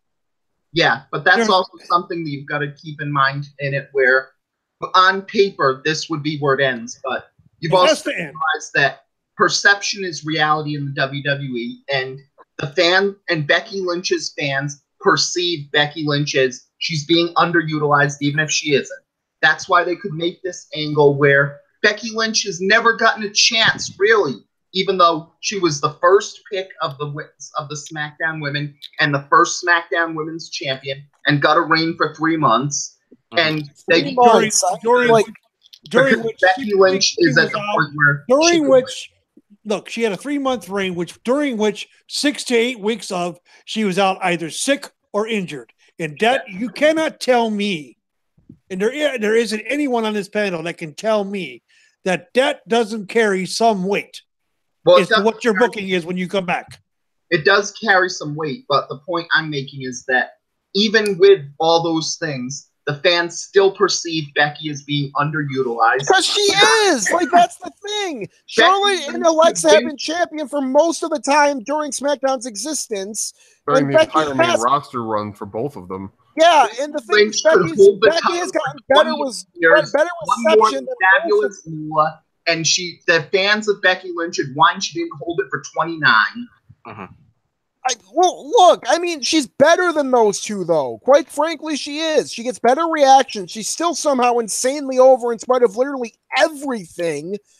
I mean, I can't say the fans are wrong because they aren't. Like, the fans want Becky more than they want people like Charlotte and Alexa and a bunch of the people we have gotten. Okay, Sal, question. I guess we'll go on to we can go on to SummerSlam because that's what this show is mainly about anyway. Okay. Let's just we know TakeOver is going to be. We'll come back to TakeOver. We know TakeOver is going to be great, but no. Let me ask you a question, and I'm going to ask the panel this: what is the common denominator between Alexa Bliss, Charlotte, and Carmella? Blonde hair, blue eyes. Thank you. Mm-hmm. We've known that forever, though. Yeah, that's what I'm trying to say. And if you're not a blonde blue, you're going to be buried. Well, that's my point, and why I'm saying, he's saying, the perception is just that. No, it isn't just the perception. It actually is the reality. That's my issue. Becky's just relatable. Becky's relatable for a lot of people. So yeah, she's a plucky. She's an independent. She's plucky, funny person. People like that. But here's another question. But that's the point where I'm not even talking about blonde blue eyes for it. I'm not even talking about Charlotte here. Becky Lynch is a plucky, fiery white meat baby face who seems like a really nice person in real life and who is all those things. So is Naomi. And so is Naomi. I bitched about Naomi not getting a chance too. Naomi was so over for WrestleMania 33. When Naomi got her shot afterwards, both Becky and Naomi were equal in that 2016 one. They both deserved a chance. Okay. So Naomi got her chance after Becky got her chance, and everybody still bitched and moaned and whined and cried that Becky didn't get her chance. They were equal. I didn't hear that. No, I didn't hear that. No, it was all over the threads. No, when Naomi was champion, I didn't hear a lot of bias. Complaint. Yeah. That may be perception bias. She deserved that run that she had. Yeah, like when Naomi was champ, everybody was happy. They just feel like Becky since then has been so underutilized and has been the best choice. I kind of feel like I just want either Becky or Naomi to be completely fucking honest with everybody here. Watch it now. All right, to be completely honest with everybody, sorry. Yeah, but I'm just saying, Becky has been underutilized. She has been. That's the issue. It isn't just. Honest reality is that every woman on the roster besides Charlotte and Alexa has been underutilized. Even Carmella. Carmella's been underutilized. Charlotte and Alexa are the only two who have had any consistent level of shine for the course of 2 years now? Yeah, that's been it. It's been the two of them. Carmella can't even get her own heat, and James Ellsworth has always been the focus whenever Carmella has been in the spotlight. Well, not even Carmella is being given the opportunity. It's been all Charlotte and all Alexa, and that's how it's going to be as long as Vince is still alive. So somebody drop the freaking safe out of the plane and kill the man. No, Yeah, but I get that. I don't want to do it. Whoa, there. I can't find the nearest they claim need to do cast it. some people as stars. They can't do the you get 1 year at the top and that's it thing anymore. And for lack of a better term, they've cast Charlotte as the star of the show. They're casting. They should know that there's nothing wrong with that, though. Charlotte, you have a roster of over 70 people, which is probably the most talented roster they've ever had in the history of the company. Yeah, you have more people at the top than just the one. That's like you said on Thursday night, Chris. Hold it there, Thomas. Chris, you said this on Thursday night. Let's look at who's been left off of SummerSlam. Yeah, we've got Bayley. Talk about this. We've got Sasha. We've got Ruby Riott, Liv Morgan, Sarah Logan, Sonya Deville, Mandy Rose, Sanity. Sanity. The Bar. How are they leaving the Usos off? Guys. And meanwhile, they're casting matches between the B team with the B team. Curtis Axel and Bo Dallas. Are you kidding me? I actually like the B team. The two biggest has-beens that left on the main roster besides Kurt Hawkins. Are you kidding me? Oh, and speaking of this, now hold on. Hot take. I don't know if you heard this came up 2 weeks ago, MDS? 2 weeks ago. Yes, we actually had Prince Moxley Lopez on the show. He actually made the show one day. Okay. And we were talking about parodies of certain factions. This is going way out of it. Yes, but he brought up the B team, and that's a pre-show match, by the way. Instead of calling them the B team, why don't we call them the Ammo Club? Oh, jeez. And add Kurt Hawkins to the mix. Why not? It would be. You understand what the shot is? Yeah, of course. I get it. I understand it. Yeah. I mean, why not? Why not? WWE has done stuff like that in the past. People left off the show, the club, who haven't done anything relevant in how many months now? Yeah, a lot of months, I guess. Are they on SmackDown? I don't even know. I don't even know where they are anymore. Yeah, I think they are on SmackDown. That's the biggest damning thing about this company is that there are so many people on the roster. You don't even know where half of them are because we never see them. Yeah. Like this whole thing with the Authors of Pain and Titus Worldwide, this is the first we've seen of Titus Worldwide doing anything noteworthy in months. The Authors of Pain are destined for the Ascension treatment, which is awful. Because the two of them are so talented and so worthy of better treatment. I'd argue that Paul Ellering made them really good, but sadly, it wasn't Paul Ellering that made them good. They were good without him. They just needed the mouthpiece for the moment. But they honestly don't even need to talk. You could have had them just be silent killers. Well, they had them on and that's TV what I for love. 2 months. I wanted a silent killer faction.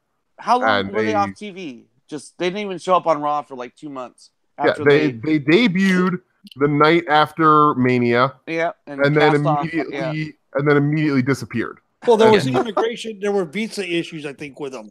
Really? That I didn't know. I do remember the rumor coming out. That was a rumor that was going about it that they had immigration and visa issues. Well, that blows. They had to leave and then come back. They had that kind of issues, yeah. But that'll kill anybody in their career that early. So yeah, that really sucks. I guess we can't blame WWE for that one then. That's terrible timing. So thanks U.S. Immigration and Naturalization Service. Yeah, they're only doing their job. Okay. I know. But I guess in a sense, I can say that you guys are really passionate about the whole Alexa Bliss versus Ronda Rousey and say Carmella versus Becky Lynch versus Charlotte Flair. It should have been Becky Lynch Alexa Bliss or Becky Lynch Carmella. It should have been a singles match. It should have been. But it's the Charlotte Flair show, so whatever. I hope Becky wins, but I'm expecting Charlotte to win. Charlotte is marketable. Excuse me. And marketable, yes. Who cares about marketable? Well, because they're a business. Yes, I know. Publicly traded. Number one. Yes. Yeah, number one. And number two, this is WWE we're talking about. I don't have a problem with Charlotte being in the limelight at all. Yeah. Because she is she really marketable, though? That's my question. Like, is she really drawing eyes? She's moving merch. She's not drawing eyes. And in WWE, even though, and the other thing is that even though Charlotte Flair hates to compare herself to that, WWE, She's a Flair. Of course they're gonna market the fuck out of it because they're gonna use the whole card of the uncle. Easy MDS. Sorry. Yeah. Pay $1 in the tip jar. I think we already have $100 in the tip jar. This is a passionate day. Sorry. This is a day of intensity that I today. was going back to, and this goes back to my claim on the CM Punk thing, where it just seems more obvious with the women on it, where eventually it just seems like everybody wants everybody in the WWE, male and female, to be the world champion at the exact same time and just pass it around from everybody to everybody. And there's a point where if everybody's special, then nobody's special. Oh, the syndrome treatment. Oh, yes. And everybody wants their favorites to do well. I mean, that's not a new thing. It's been a thing in wrestling for absolute years. It's just the only thing that's changed is that instead of having one guy or one person everybody gets behind, because the roster's so diverse and so talented, everybody has a different person they want to be champion. That's the only thing that's changed. Well, that's also part of WWE's issue of just bringing in literally everybody. And not thinking about how they can let people fill roles because they're just so desperate to kill their competition and allow themselves to keep being lazy. And that's my problem, is the fact that like they don't recognize, Vince has not recognized for years, and Kevin Dunn has not bothered to point out to him, and none of that staff room of 30 plus writers have bothered to grow a set and say that, yeah, we were better. The company was better when we had competition and were forced to write better stories. Nobody is bothered to say that. Oh, now they're just going to buy everyone. So. You're not going to kill the indies by signing up a bunch of people. Even if Matt Riddle, Pentagon Jr., and Ray Phoenix all show up tonight in TakeOver, which is not unreasonable or unlikely, it's still going to make spots for everybody else on the roster because there's, even if you WWE put a WWE I don't think Pentagon contract in with every single trampoline sold at Walmart, you're not going to kill the indies because there'll always be somebody that WWE didn't see coming. And that'll always build up the indies. Yeah, but that doesn't change the fact that them continuing and that's not what I'm talking about though, Thomas. I'm not talking about them continuing to sign people to try and kill the indies. I'm talking about the fact that they're signing people and not thinking about the fact that they can't use everybody because they only have 5 hours of TV time a week and 1 hour on the network. They don't have the time. They don't have the space. They're filling up all these contracts and make use of them. You're saying they don't have enough time is crazy enough too because they have too much time. So, but okay, there's 2 points. There's 2 points I want to. There are 2 points here I want to make. Okay. First one has to do with Pentagon. Pentagon right now has got the Lucha Underground season that's currently going on, season 4. Yeah. Which in his contract with Lucha Underground, until the season's over, he won't be. Until the season has been played out on television, he cannot go anywhere else. Yeah, he's working right now for CMLL. Why? CMLL has an agreement with them. Plus, now Pentagon is going to be on a Basario show next month. Yep. So he may show up at WWE at TakeOver, or he could be in the crowd. Yeah, but he could be in the crowd, sitting front row. That's just about it. That's just about it right now. Yeah. He can negotiate, but he can't do anything until season 4 is. Yeah, until the season ends. Yeah, but so they have actual television contracts. Even if WWE signs all these indie talents, it's not going to change the indies will be killed there. Was what I was saying. Right. Because someone else is going to take that person's spot as the worldwide indie star. And the problem is the biggest problem with WWE right now is, and Chris is right, they've signed too much of the top talent from the indies. They don't have enough time with the 5 hours of television prime time every week, because remember on Raw we'll see maybe 6 matches, 7 at the most, and the rest of the time is promotion, recapping what happened during the first hour, first segment, and talking segments. Yeah, they need to get away from that. They need to get away from that.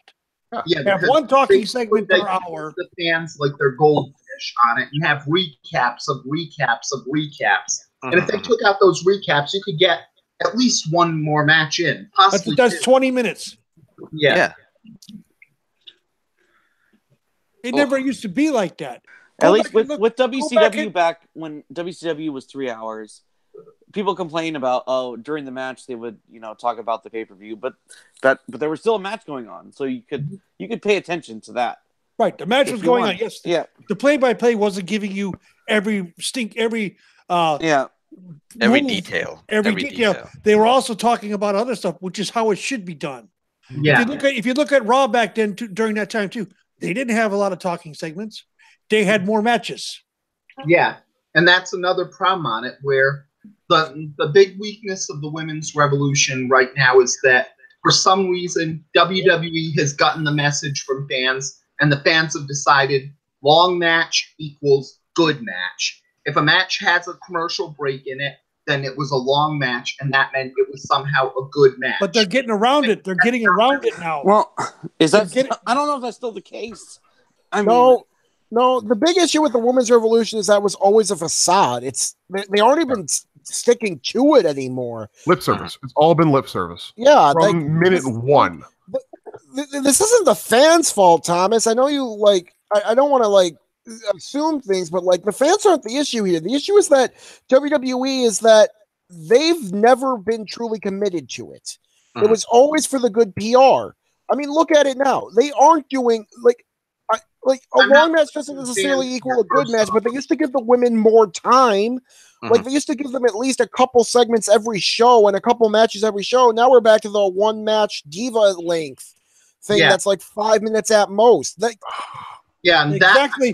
5 minutes at most with a commercial break in the middle. For some reason, there's a viewpoint that long matches equal good matches. And if you think I was blaming the fans beforehand, like with Becky or something like that, that's just related to a different issue where right now everybody has their one horse in the race, and that's one thing. But because of social media, everybody basically likes everybody on the roster, and they want everybody on the roster to do well. So that means that even if it is your horse on the race, you want everybody on the roster from Roman Reigns all the way down to Mike Kanellis to get a world title reign just so that they can be a success. I don't think everybody wants a world title reign as much as they want everybody to be used better. That's the thing. I could not interview a single person who's looking for a Mike Kanellis title. Yeah, that's the thing. I'm sure they're out there. I'm sure there's someone out there, but Maria Kanellis. I think this issue is just that the fans know the creative and that the booking could be so much better, and they want it to be so much better. That's the issue. Yeah. It's not a matter of needing to have everybody be successful. It's a matter of needing to have everybody be written in a way that makes sense and is serving the show properly. Because that's really what they're not doing. They're doing a disservice to everything. The biggest issue I have with the booking in general with WWE is that you can tell, it's like right now the only stories they tell have to do with titles. Okay, hello, there could be... I remember back in the day when I was, knee-high to a grasshopper going and seeing wrestling matches where every match was a feud. Every stinking match was a feud. That's why I'm actually looking forward to the Miz match the most. It actually has a freaking story behind it. Because that had a 2-year feud, and finally Daniel Bryan's getting his hands on the Miz. That's a perfect old school match. Exactly. It should have some more stuff on it. But that ties to the fact that the writers need to say, maybe he's not fighting for the world title right now, but it's more important to this wrestler that they finally get their hands on this person and show him what's what than it is to be the world champion right now. Well, it's like I was sitting here yesterday, Thursday, watching Raw and SmackDown on my, from my TiVo, which both shows were decent. I'm not going to say anything more about it. And I came up with an idea. We already know the Universal title is absolutely worthless. Yep. It's dead. It's dead. That title really says something about this company when Goldberg has been the best Universal champion. Yeah, that's very good. Fight me on that point of view. I'll tell you right now, he has been the best one. I will agree with you. So here's what you do. Here's what we do. We all complain they have too many titles. Let's see. We've got Raw, WWE Raw champ or Universal Champion. That's on Raw. We have WWE Championship on SmackDown. That's 2. We have the Raw Women's. That's 3. We have the SmackDown Women's. That's 4. SmackDown and Raw titles for tag. That's 5 and 6. You have the IC and US. United States, and US. That's 8. Mm-hmm. And the Cruiserweight is 9. UK is 10. No, I'm talking about main roster. Oh, just the main roster. Okay. Just the main roster. 9 with the Cruiserweight. 9 with the Cruiserweights, yeah. Well, the Cruiserweights have got their own show and their own thing, and they're not really affiliated with any of the two. They are on the main roster, though, because they do show up on main roster pay-per-views. And they do show up on Raw. They'll be on the pre-show. They're a pre-show. Cruiserweights are pre-show. I mean, but still, they're considered as main roster. All right, as main roster. All right, we can leave the Cruiserweights. Let's put them off to the side for right now. Let's talk about the other 8 here. Okay. All right. Eliminate the Universal title. Throw it away. Get rid of the SmackDown and Raw Women's Championship. Have one main title for the men. They tried this. No. They tried it with the first. They tried it with the first brand split. Here's the difference. If you listen, here's the difference. The WWE World Championship, which what that belt says that AJ Styles carries around, can go to either show.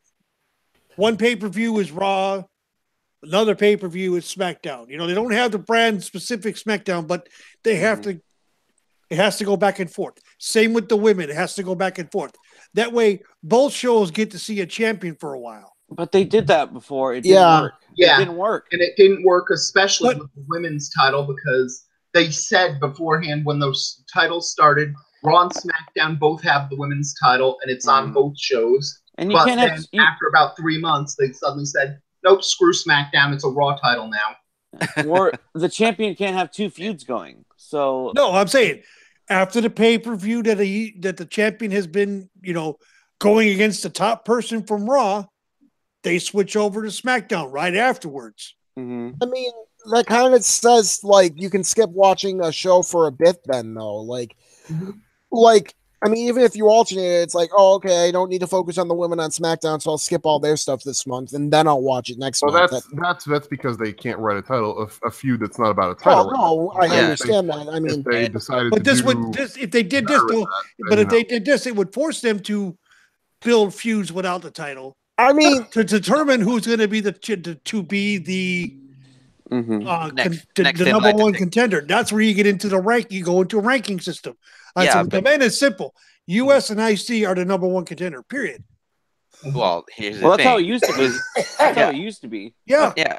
But nowadays, here's the thing. Yeah. The modern thinking right now is that the champion is not on. Might as well skip it. Yeah. Not to mention that with that's the danger of it. Not to mention with SmackDown going to Fox soon. The main Raw champion right now. So. Yeah, and honestly, it just represents the same problem that goes on for it, where right now there's no value in the storylines. People don't care about the storylines of the show at all. They blame them, which is why SummerSlam is going to be an absolute crap fest. I mean, there's a couple of good storylines like AJ, Joe, and Miz, Brian. Those are good. I mean, I won't say it's all bad, but they. The question is this: What is the stakes with the Balor Corbin match? There is no stakes there. We've seen that match 5 times already. Nothing. But I'm not even talking about that. For AJ Joe as an example, do you care about AJ versus Samoa Joe over the fact that Samoa Joe is claiming that AJ Styles doesn't care about his family, that he's just doing it just to be the champion at the success of his family, and that AJ is trying to say, yes, he could be a world champion and also... That's a championship match. People just want to see the match. Care about that match because it's AJ Styles versus Samoa Joe. That's what people care about. Yeah. Time out here. I actually think I care about it more because of the stipulation. They actually gave it a damn blood feud. But here's the question. What is WWE doing rehashing and Chris, I think you said this Thursday. 13-year-old TNA main event. Exactly. I'm fine with it. I mean, honestly, like there's nothing wrong with that. I went back and looked at it. It's basically the same story. Okay. Yeah. They can't like what's wrong with that? No, it's a good story. I'm not going to complain when even if it's like a completely unoriginal story. talking I'm not about going to But neither complain. guy is going to be able to replicate what they did. That's the That's again what I fine. said. I just look. It's a good story. It works. It's classic pro wrestling. And Sure, it's the two of matches the- are two going of to the be best amazing, performers but ever, I'm not so. going to complain when WWE gives me something actually decent to good. Okay, there's so much bullshit on this card. I'm not going to complain about the one thing that might be a rehash if it's good. There's so many other things I'll complain about here. I'm going to take That's what fair. we're going to. That is fair. I will give you that. I will give it. But that's The basically one moment where Sal completely silenced everyone says, "I just want something good. Yes. Something good." Yeah, well, that's what we all want. Isn't that what we all want? It is what we all want. I'm going just back saying, to what like, Thomas was saying. Like that's the thing. I don't want. I'm a Roman Reigns fan. I want him to be Universal Champion because that's the story that they've been failing to tell now for 3 years. Put the belt on him. You I know, say, it needs to be. I'm also a fan of Finn Balor and Carl Anderson and Luke Gallows. I don't want all of them to be champions because I don't think that they need to be champions. I just want them to be written in a coherent way that makes sense. First of all, let them form a faction, for Christ's sake. Yeah. On the one hand, you need to have some things like right now with Finn Balor, it's said that he doesn't want to be world champion as much as he wants to shut up Baron Corbin. And even if you said something to try and tie it into the normal one and recalibrate it, like Finn Balor would like to be world champion. He doesn't hate this. He'd like to be the Universal Champion again, but he knows as long as Constable Corbin has power and as long as he's doing that, he doesn't have a chance of beating Roman Reigns or Brock Lesnar. That's still viable on it. But right now, there's still the case where it's the problem for the last one where they made it clear at the feud that Daniel Bryan wanted to get his hands and destroy Bray Wyatt as much as he wanted to be the world champion. And the fans basically rose up as one and said, boring, make him world champion now. Well, I feel like there was a good reason for that because we all knew damn well if they didn't do it then, they were never going to do it. And of course. That's a different case. And there was only one champion at that time too. Yeah. So I feel like that's an exception, but I get what you're saying. Yes, like they could make this Constable Corbin Balor feud so much better if they just gave it some damn meaning. Like the meaning you ascribe to that. If they had come on TV and said that, I would be way more into this. Quite frankly. Here's a question I have for you guys. In the Constable Corbin Finn Balor match, are we going to see the Demon? After what happened? Demon's been gone. Demon is never coming back. Yeah. After what we saw happen on Tuesday. Demon is not coming back. I don't think he's not if going to he was coming back, he would have come back by now. And Demon is not coming back. They've ran that gimmick into the ground, and it's not worth. All right, and to piggyback on your earlier statement about Roman Reigns, there, Chris. I say put the belt on him and deal with the backlash because you know there's going to be backlash. George has been saying this for a year straight, and I'm with him on it 100% of the way. Put the damn belt on him and let the chips fall where they may. Yeah. Nobody is going to be happy at this point because they have utterly and completely destroyed him. So they shot him in the head not once but twice. Do the damn job. Let it happen and see where it goes. And give him an actual reign. Give him a reign of have him hold it for 6 months, whatever. Yeah. And here's another thing. Today there is a closed door meeting going on between Vince and Brock. Mm-hmm. Yeah. Okay. Only Vince and Brock. Say what you want, but Brock brings viewers, so not really anymore. But he does. He doesn't. He doesn't anymore. I think he does. Because he's never Brock is basically Brock basically burnt every bridge with the fandom. Brock burnt every bridge with the universe 2 weeks ago. Yeah. 2 weeks ago. And honestly, people were cheering for him again. It's still a problem because before with SummerSlam, it was really exciting. There was always at least one awesome storyline that you could sink your teeth into going into SummerSlam. We talked about some of them beforehand. You had the pipe bombs, you had the rise of Daniel Bryan, you had the Nexus, you had something going on that made this a must-watch pay-per-view. It's not. And right now, it's basically become Brock Lesnar's going to wrestle. Watch it, and it doesn't. It's just not enough. I mean, I can take the whole Brock Lesnar is a special attraction for a year or two, but for 3, for 4, where it becomes a regularity, I don't think so. Yeah. Well, it definitely burnt out. It definitely burnt out in like 2016. Yeah, I mean, I understand the point. I understand one side the one side of the coin about Brock Lesnar. He is a special attraction.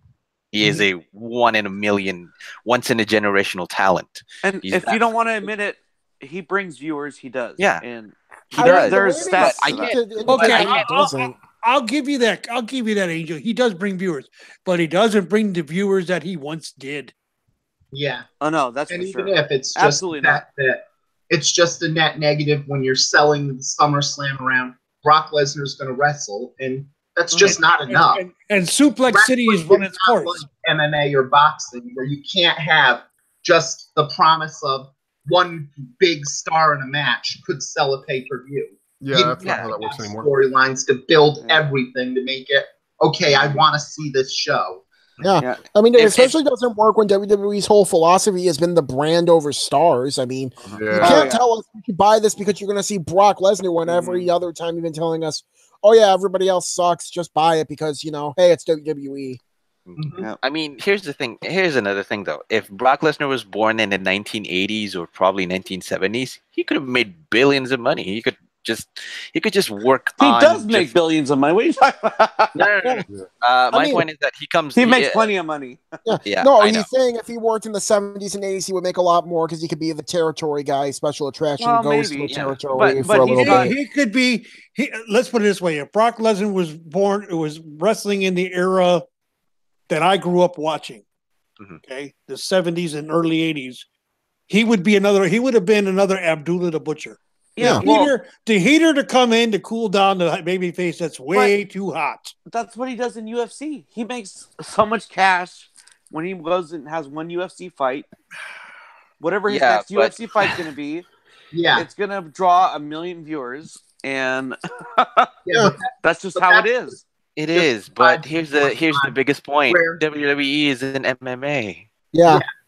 And that's really another. No, I know, but because if they say Hiroshi Tanahashi is the once in a 100-year people, Brock Lesnar is the once in a 1,000,000-year fighter on this one. Any era, he would have been a star. Put him in the ancient era, and he would have been a warrior king that we still consider a demigod today. He's been a star in 2 eras. Match with Brock Lesnar is enough to make SummerSlam important. But the thing about it is, having Brock Lesnar as the guy, as the headliner of this particular SummerSlam, is made it to me. Because for you it is, but to some, he's not done a couple of years too late. That's why.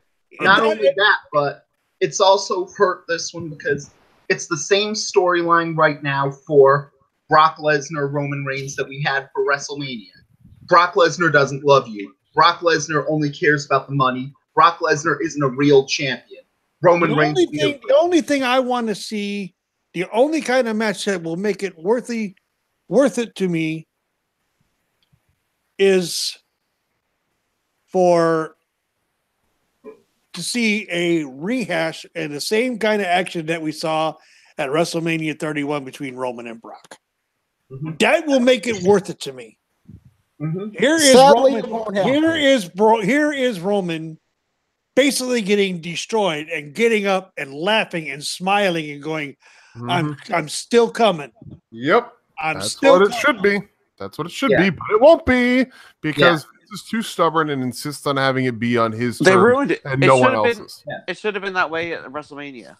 That's really the problem. It should have been that way every time. We need another 4 months of this. And I mean, quite frankly, like, should Roman win? Yes. Will let people like it? I guarantee you they won't. But who cares at this point? Honestly, I think I'm going to be reaching a point where, if Roman Reigns wins, let Roman Reigns wins. Whatever happens next, we'll deal with it later. Yeah, because at this point, it doesn't matter. Nobody's going to care because Roman has just Like they've burned too many bridges here.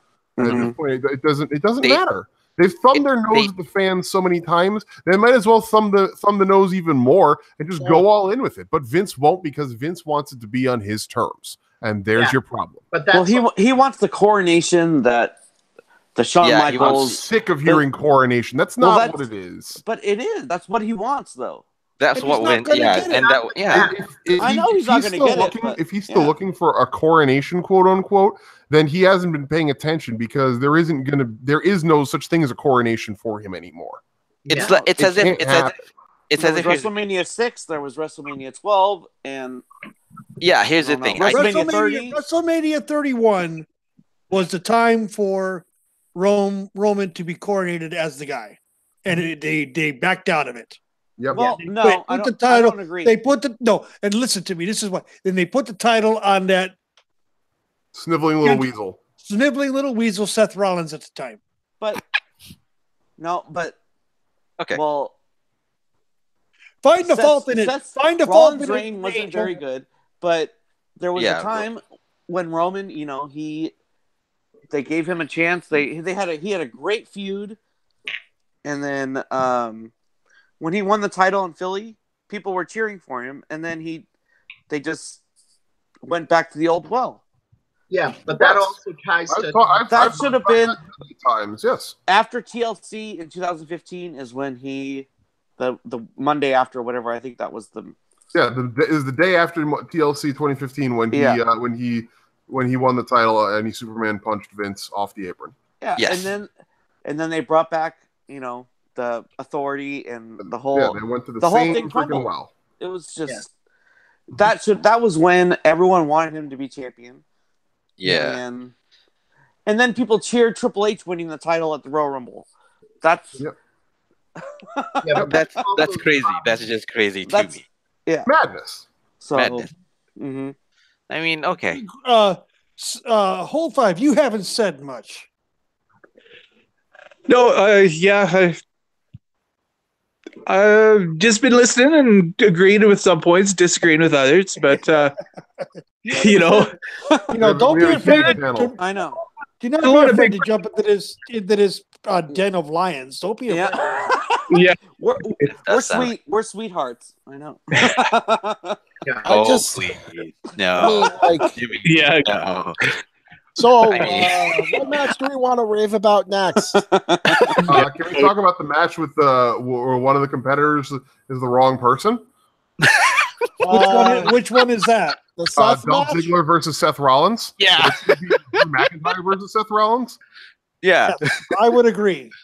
Yeah. Drew McIntyre versus I would have much rather seen Drew McIntyre as the Intercontinental Champion than Dolph.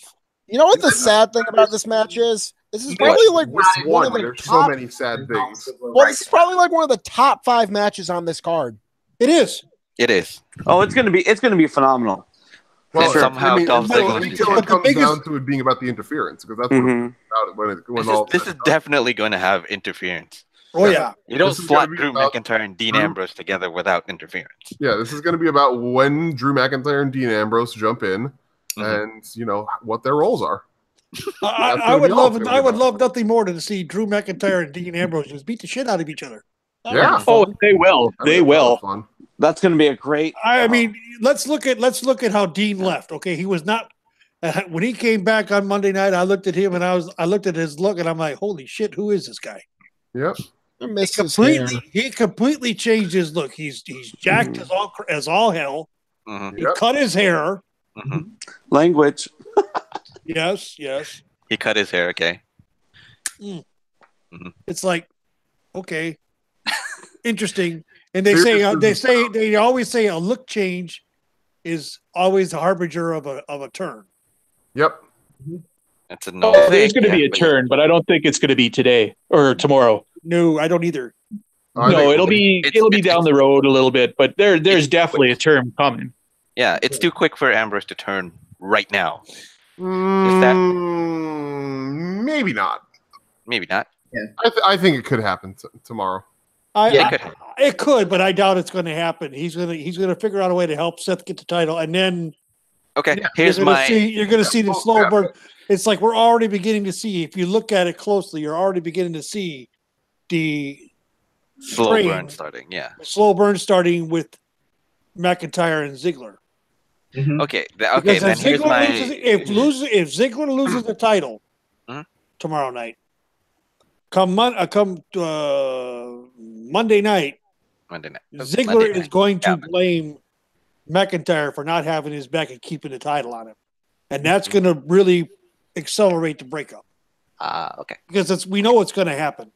So here's my question: what's the over/under on the whole thing? My guess is that Rollins wins and then Dean turns on him afterwards. Okay. Yeah, I could see that. I could see that. I could see that too. I don't see it happening during the match, but I can see it happening. Not during the match, but post-match. That's what I think. Post-match, he turns on him and then says, "I want my Intercontinental title back." And you took it. You I left with an injury, and then you just forgot that I existed and went after the belt that that always was my thing. Oh, okay. Well, there's also another X factor as well on this one, where who says that Dean Ambrose turns on Seth Rollins, because it is the Shield, so it's completely possible as well that Roman wins and Dean turns on him. So that's also possible. That's also possible. Yeah. That would not be good. But this is the Shield. This is the Shield brothers we're talking about. But I think isn't Kevin Owens walking out with the Universal title? Oh no. No. That's my prediction. If Kevin Owens walks out with the Universal title, my boycott will last another year. I will continue to leave that's a match. That's a match in the garbage. That's a match I'm not too excited for either. Yeah, Owens and Strowman. Yeah, can we talk about Braun Strowman, who's now just a cartoon character? Yeah, the guy sure. who has been the most the most overviewed on the roster for a long time now. For well over a year. He's a freaking cartoon character. Let's put it this way though, Chris. Who got Braun Strowman over like he is now? Roman Reigns. Thank you. Mm-hmm. Well, even if he did, the most giving man on the roster. I think Brock did too. I mean, no. Yes. No. Yes. No. I think you're all wrong. Ron got Okay. Wait. Guys. Oh, wait. Yeah, don't fight. All right, one at a time. Wait a minute. So, Jimmy, go. The build up to that feud, where yes, he lost the match in a brutal whatever fashion. Yeah. One F5. But Brock sold the hell up for him in the build up to that match. And then in the match gave him nothing. I know, but in the actual match. Yeah. Okay, yeah, and where it actually counts.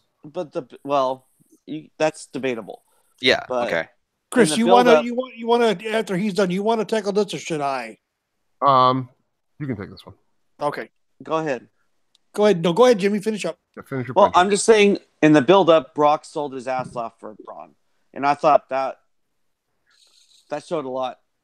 Okay. I mean, Braun looked like a Superman, like a monster, obviously.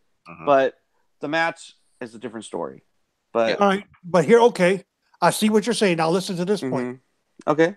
In the build-up with what I think it was 3 major matches between Roman and Strowman. No, I'm not discounting. Hold on, I sat quietly. Shush. All right, Stephen A. Smith, go ahead. Wow.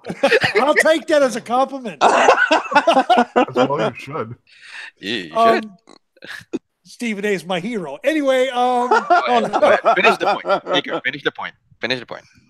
In the build-up to all 3 of those matches that Roman had with, that Roman Reigns had with Braun Strowman, Roman was doing the selling going into the match, and in the matches, all 3 matches, Roman worked from underneath and made Strowman look like he was unbeatable.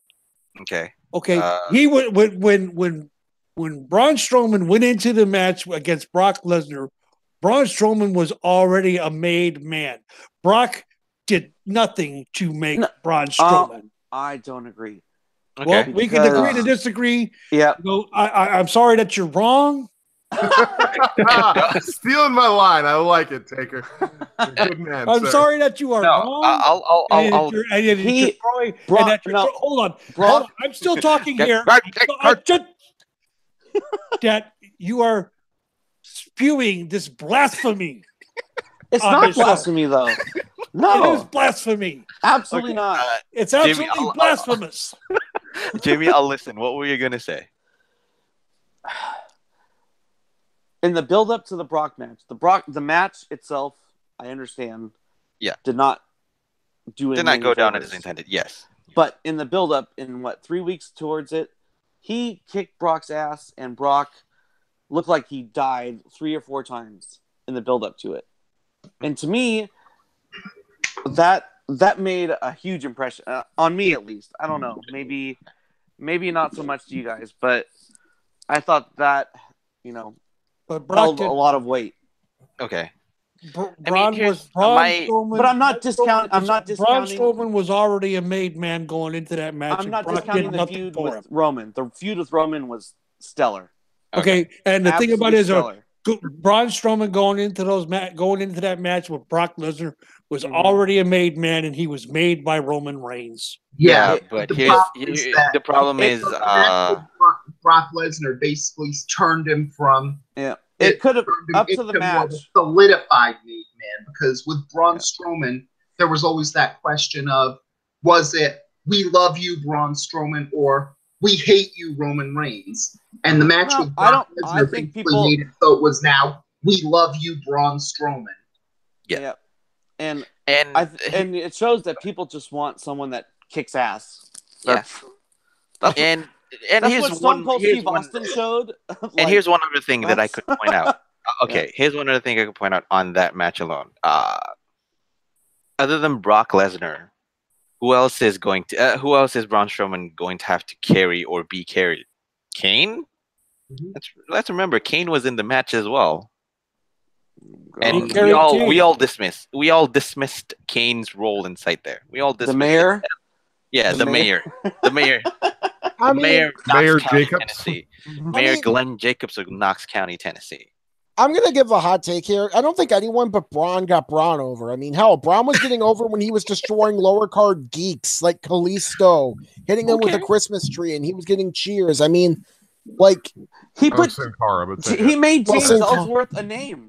Yeah. There would be no James Ellsworth without Braun Strowman. Yeah. Roman didn't get Braun over. Brock didn't get Braun over. Braun got Braun over. I didn't say Roman got him over. I said Roman made him. Well, that's what I mean. Well, he didn't make him. No, this is Braun made Braun. There's a difference. Right now, you can argue that Braun is getting Roman over simply because he's fixed the biggest problem with the Roman Brock angle, and that is that this is one of those angles that should be an overarching storyline. Yes. If the storyline is supposed to be Brock Lesnar is holding the Universal title hostage, literally every man on Raw should be furious at Brock Lesnar for this. Because that's not happening. The thing everybody on the show wants to possess and wants to own. Even if their storyline is someone like Finn Balor saying, I'd like to beat Lesnar myself. Even if it's someone like, say, Mike Kanellis saying, I don't think I can beat Brock Lesnar, but I think I can beat Roman Reigns, so I'm rooting for Roman Reigns here.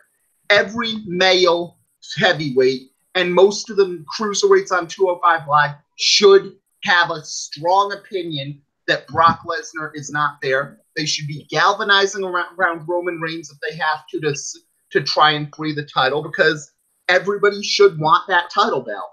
Okay, I agree with that. And I don't think there's anybody here that would disagree with that. And that's why the thing about it is, there is this. You're going into something that is old school. Yeah. And this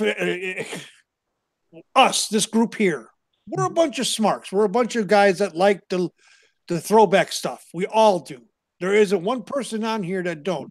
And that is something that, if Roman was getting some kind of support from the locker room, that even in every promo that a guy would cut, be it heel or face, were to say something about Brock Lesnar other than Roman Reigns, the message would have gotten home more. Yeah. Would it? The fans? That is symptomatic of the killing of Roman Reigns' problem, though, is that the fans would automatically rebel against that, saying, "No, that's just the writers trying to get Roman over more." Because that's what they've said, even when in interviews, the roster has said that they love Roman. Even in shoot interviews, the roster members have said it goes back to the original promo of all the, when they were making the number one contender for the SummerSlam match with the triple threat matches. Mm-hmm. Everyone had a claim to the title, and then Roman comes out and just like, I just want to fight tonight. Mm-hmm. Well, that's the character they're trying to make for Roman. Yeah. So he didn't have any, claim towards the title or anything. And then all the other contenders just went away after. Well, here's the thing. I agree. Here's one problem. You say we were talking about Finn Balor, Yeah, Finn Balor was the first Universal Champion. He held it for 22 hours. He was injured. Yes. This is a title he's never had a real shot at since he's been back. And it's a title he did not lose. Mm-hmm. And he has said that on more than one occasion. Mm-hmm.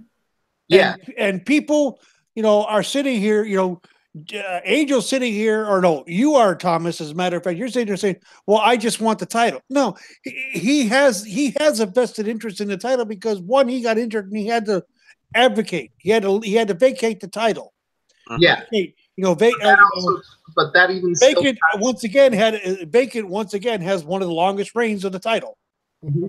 Mm-hmm. Yeah. If you look at total days, Vacant has more time than Bruno does. Yeah. Yeah. Maybe more total reigns. I don't know about days. But... That's why you tie things into it. Like, if I had the problem with CM Punk's pipe bomb on it, the best thing about the Yes Movement was they recalibrated the show to say, if you are the WWE champion, that fact alone inherently means you are the face of the WWE. You are in John Cena's spot. And they explained it in a way that kayfabe says, the world championship is what matters. And so that's all they have to do for something like Finn Balor. You could say, yeah, I'd like to be the Universal Champion, but I know that as long as Baron Corbin's got the power that he has, I'm never going to get a fair shot at that belt. So I need to take Corbin out so I have a better chance to be champion. And you make that the same for everybody else on the lower card. Even if it's someone like Chad Gable saying, I need to win matches on main event so I can impress the people on Raw enough so that they'll book me and so that I'll get a chance to be the world champion. But everybody on it should have a plan. I'm going to be world champion, and this is how I'm going to do it. That's old school booking right there. Yeah. Basically, make the title matter, or just make the make the title. What I know exactly what Thomas is saying, and I don't know. Maybe it's because of my age and because of me being old school. I don't know. Mm-hmm. Make the title matter. Make wins and losses matter. Yeah. Or just make the chase of the title matter. It's not just the object of the go to strict meritocracy. Yeah. Like they do, and I'm going to use this analogy, and it's not going to be popular with you there, MDS. It's going to be popular with some others. Use the sumo ranking system.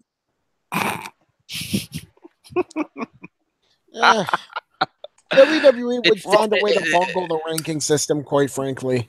Yeah, because the last time they did it, they bungled it horribly. You don't need the ranking system for it. You just need to make it a plot point that everybody wants to be the world champion and everybody's striving to be the world champion. Yeah, well, and that's where the mid-card titles used to be.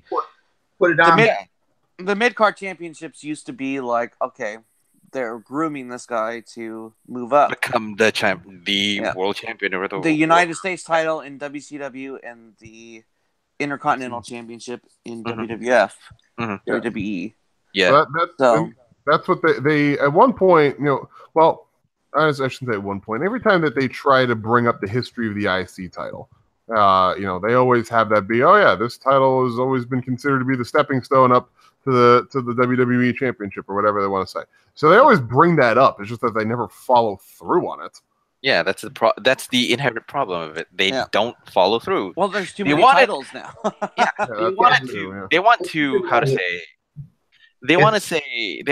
They really wanted to emphasize the whole on history. This is a historic moment. This is history as we know it.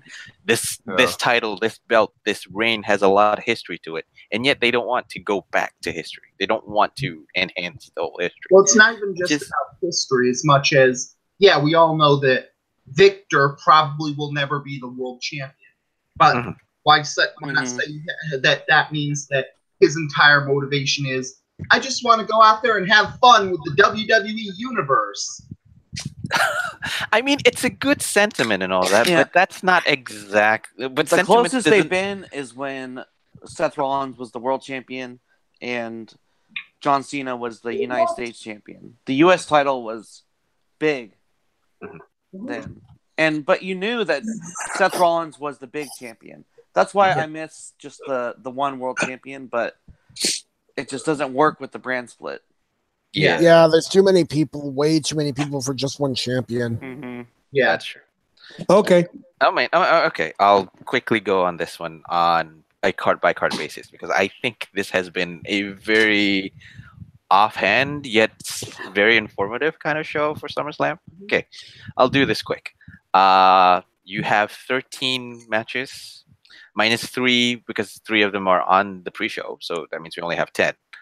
All the titles have been defended with only 2 matches not 2 matches. Only 2 matches on the main card are actually non-title matches, which is Finn Balor, Baron Corbin, Daniel Bryan versus The Miz. No, 3. Well, I mean, Strowman Owens is the pretty Money in the Bank. It doesn't really. As a title, but, there are implications. It's related to a title. Yeah, I'm going on that as a basis because there's no stipulation, there's no stakes involved. I guess you can say that. This is there's only 2 matches that are purely storyline driven. Quality of it may vary. I guess I think all of us would agree that quality of it may vary between both Finn Balor, Baron Corbin, Daniel Bryan versus The Miz. I mean, I agree with Thomas. Finn Balor, Baron Corbin should have been like, I do, with Finn Balor saying, I do want to win the Universal Championship again. I do want that title, but I have Baron Corbin riding my back. If I don't get rid of Baron Corbin, who's riding my back, I can't go to the Universal Championship title. That could have been. I have a quick question on that match. Okay, go ahead. And I want to see if anybody sees it. This match with Finn Balor, Baron Corbin, isn't it just another rehash of the Daniel Bryan Big Cass storyline? Not really, because wait. The reason I say that is because Baron Corbin, big man, Finn Balor, little man. Same damn thing that Cass was saying about Daniel. Kind of, but Corbin has Baron Corbin's constable of law. There's still that switch that he's got the authority storyline going with it. Stephanie McMahon. Why do we have an authority-esque storyline going on again? Because that's all WWE knows how to write.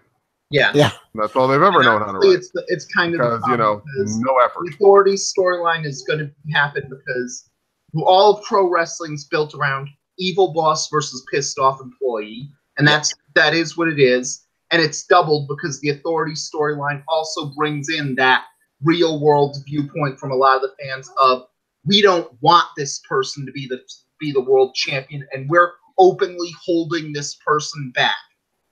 And so you get the boss versus employee storyline that always works, and you get the real world backstage politics is holding our hero back.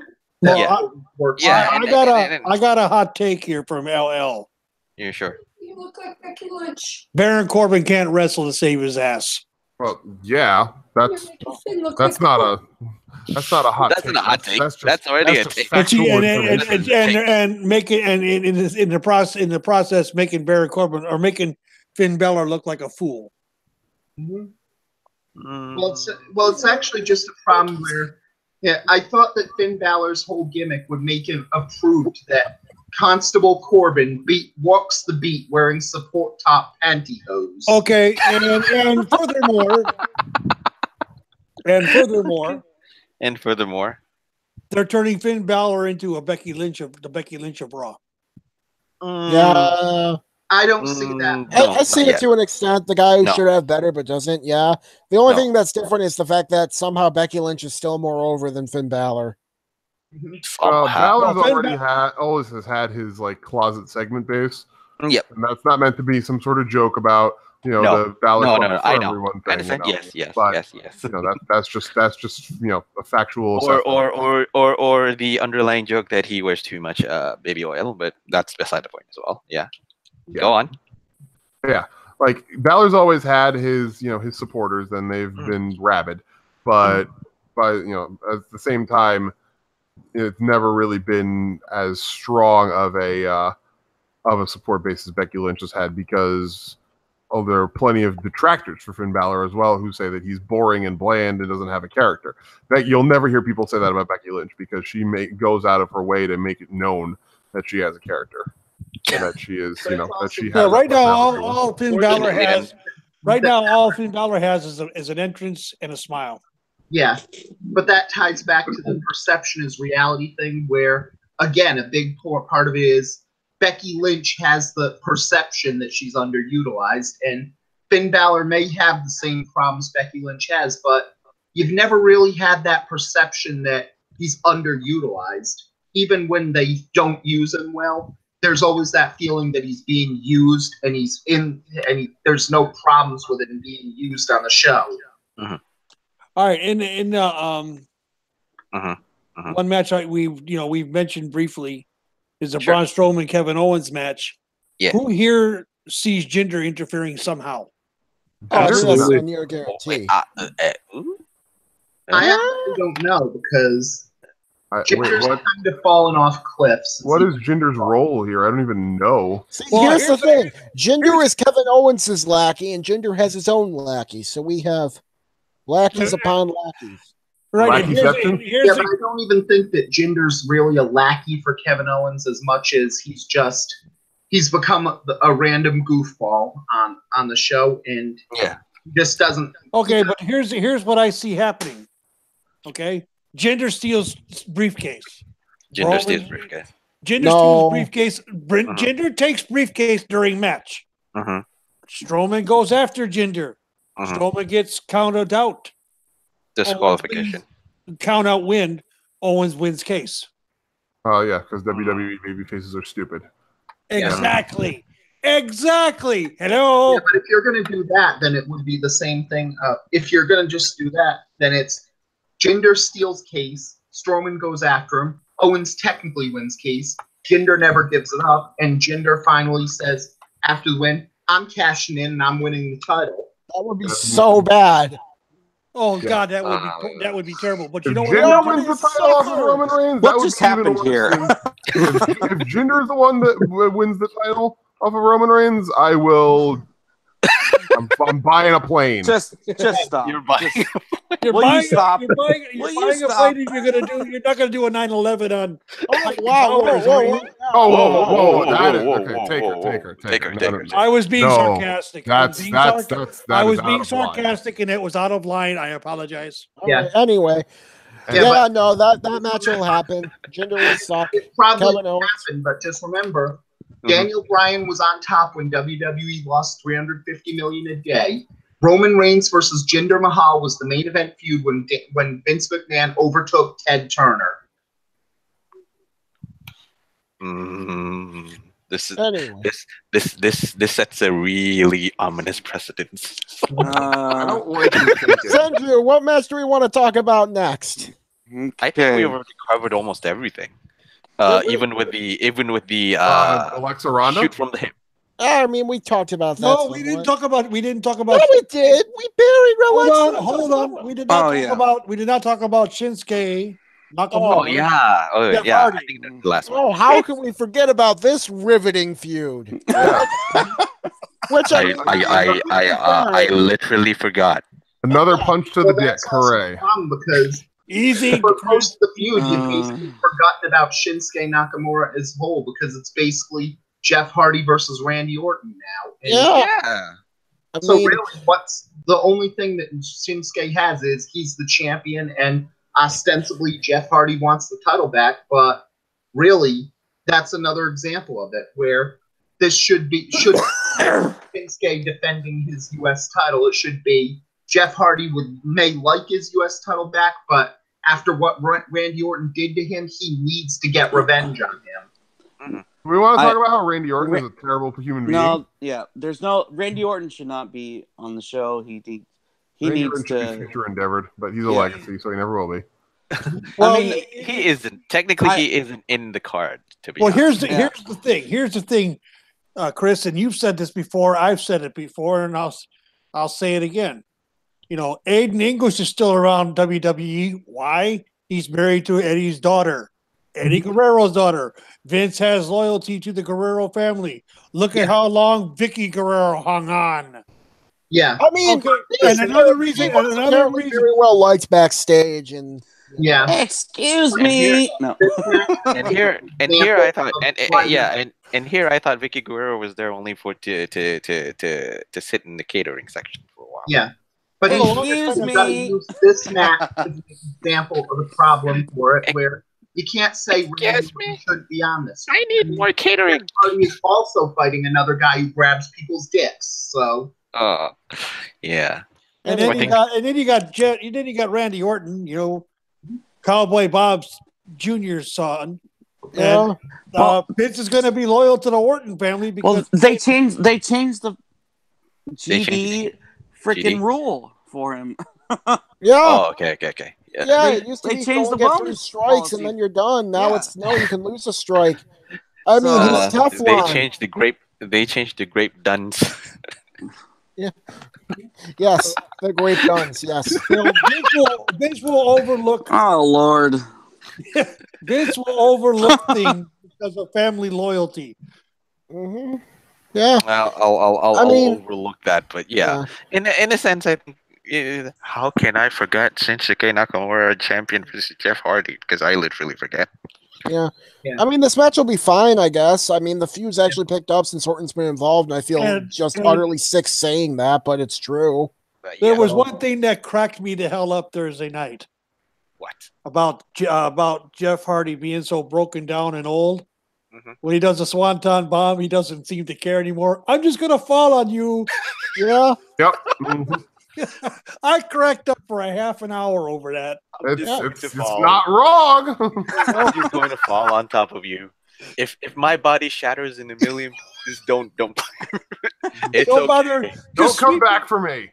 Don't come back for me. I'll be fine. Yeah, well, that was going to happen. I mean, it looks like and something I saw on Rumor Roundup last night, i.e., early this morning. Mm-hmm. The Leaders of Worlds is dead. Mm-hmm. Yeah, because Matt Hardy is. Yeah. I think he's out injured indefinitely, I think.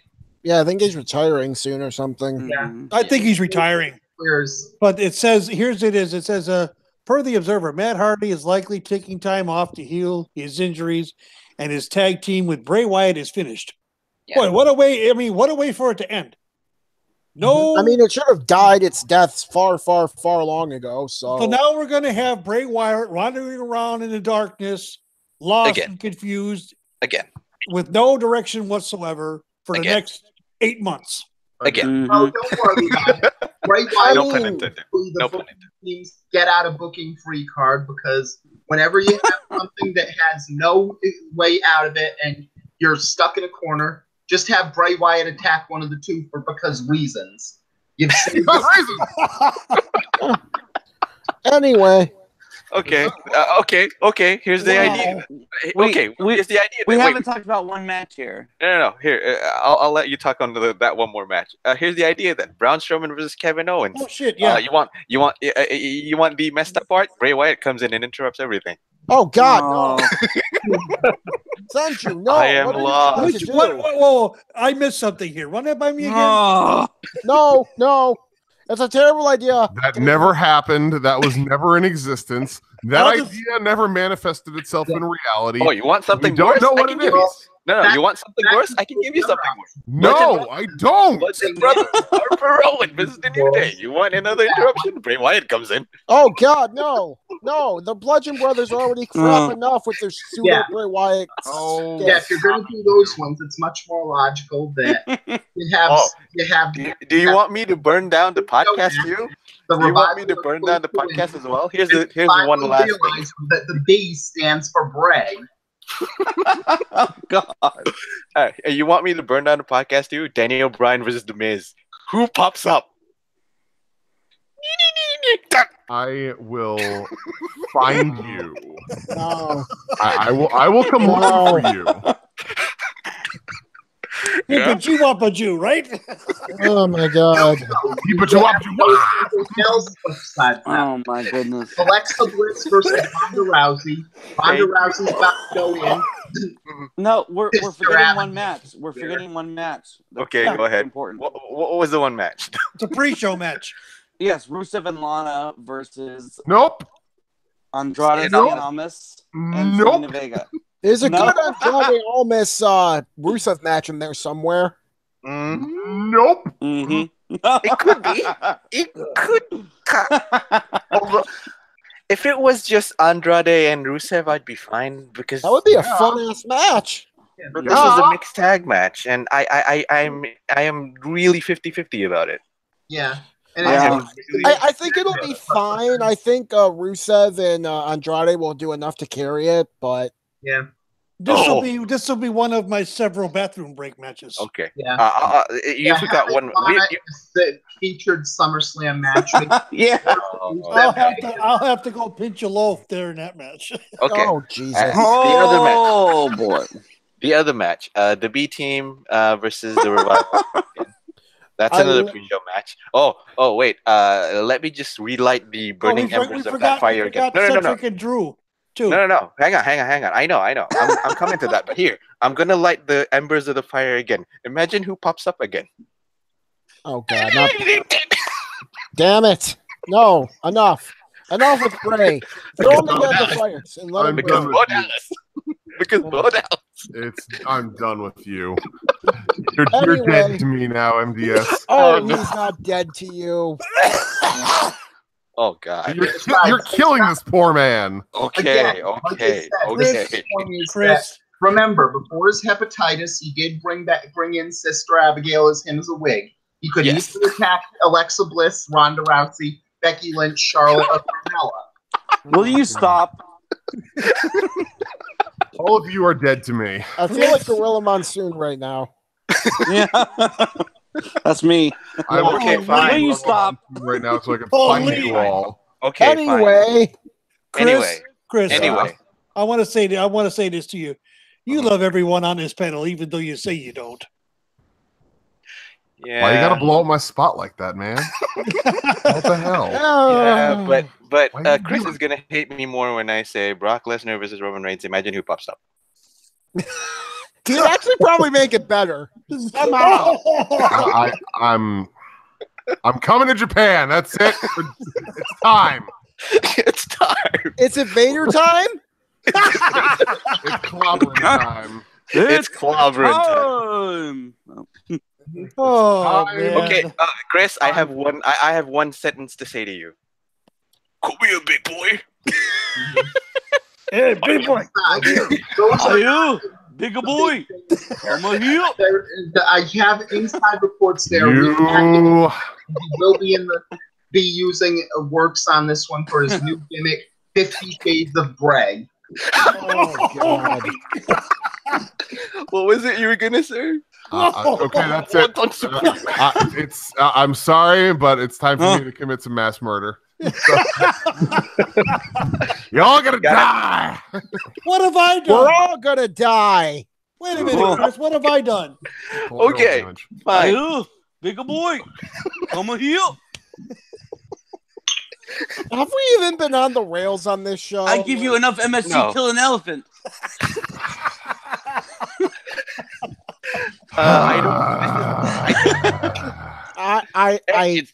Here's the thing. All I hope is this. I hope Chris is having a good time today. That's the most important thing. Oh, I'm having a great time, but I'm still gonna kill y'all. What have I done to deserve to die? You cheer for West Ham. Actually, for that, not hole number 5 though. He's just for that taker. I will give you. I'll give you a free pass. Please don't kill number 5 though. No, number 5 hasn't really said anything. No. He's fine. No. Taker, I'll give you a free pass because you know what? Having been a Philadelphia Eagles fan for my whole life and finally having a team that is on top, I can respect you for sticking with a franchise that is not always the kindest to you. Yeah, the Bears. Yeah, I understand. But we got ours before you got yours. Mm-hmm. Anyway. Okay. 1985. Yeah, everybody has their, I'm going to. They have to have as a cross bear. I forgot one more match. MDF. Cedric Alexander versus Drew Gulak. Yes. Okay. And honestly, if they're just using the big cruiserweight title matches, fight by everybody who deserved a title shot but never got one, that's fair enough. Mm-hmm. Yeah. True. It is.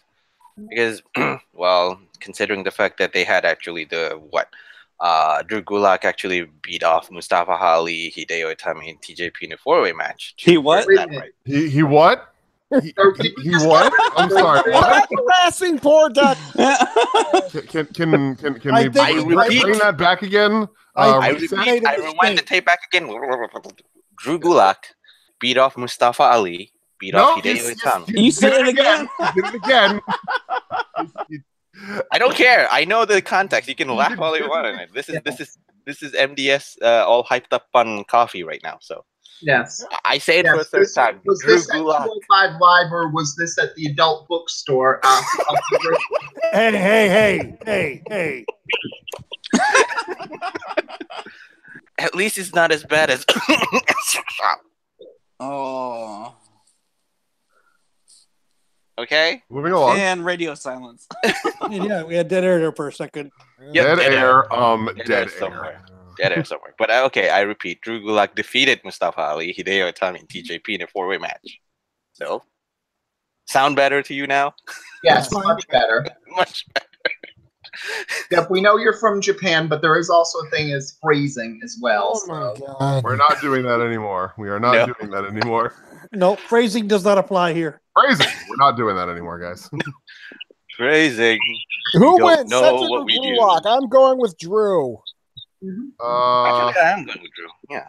Yeah. I don't want Drew to win, but I think he is winning. Yeah. I'm saying Drew Gulak, and then they're going to pass it off to Mustafa later. Yeah. Probably. Yeah, I think he's going to win too.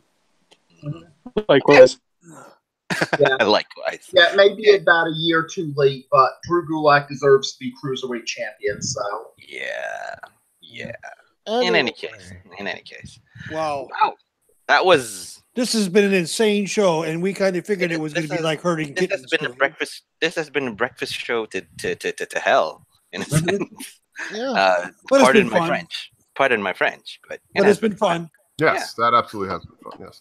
Okay, I'll ask everyone then. Are you guys looking forward to watching SummerSlam? I know. I always say that. Yeah, sometimes I have to set my bar low on certain things. But I'm not watching it. I'm looking forward to TakeOver, but yeah, I'm looking forward to TakeOver. I'm still going to watch SummerSlam, and I hope, and sometimes when I don't have any opinion, it usually turns out good. I hope this is the same because I really don't have. I'm very indifferent. So yeah, okay. I think about SummerSlam. I think the general Malays. I think the general populace would think that. Yeah, I think we're going in on SummerSlam with a little bit of indifference on this one. Even though the card is actually interesting, it's just that the underlying things that had happened made us feel a little bit more indifferent than usual. Mm-hmm. Yeah. Yeah, and that's really the big problem with this SummerSlam, where it just ties to the same thing. Before SummerSlam, you used to have at least one amazing storyline that made you excited to watch WWE throughout the summer, and now it was the mid-year SummerSlam. It's the mid-year WrestleMania. Excuse me. Yes. Yeah. So and right now there just is none. Where the biggest storyline going on is the same storyline that's been going on since WrestleMania, and it did have those weaknesses. So that it's the overarching, but not overarching, and it's in a vacuum where only Roman Reigns cares that Brock Lesnar's champion.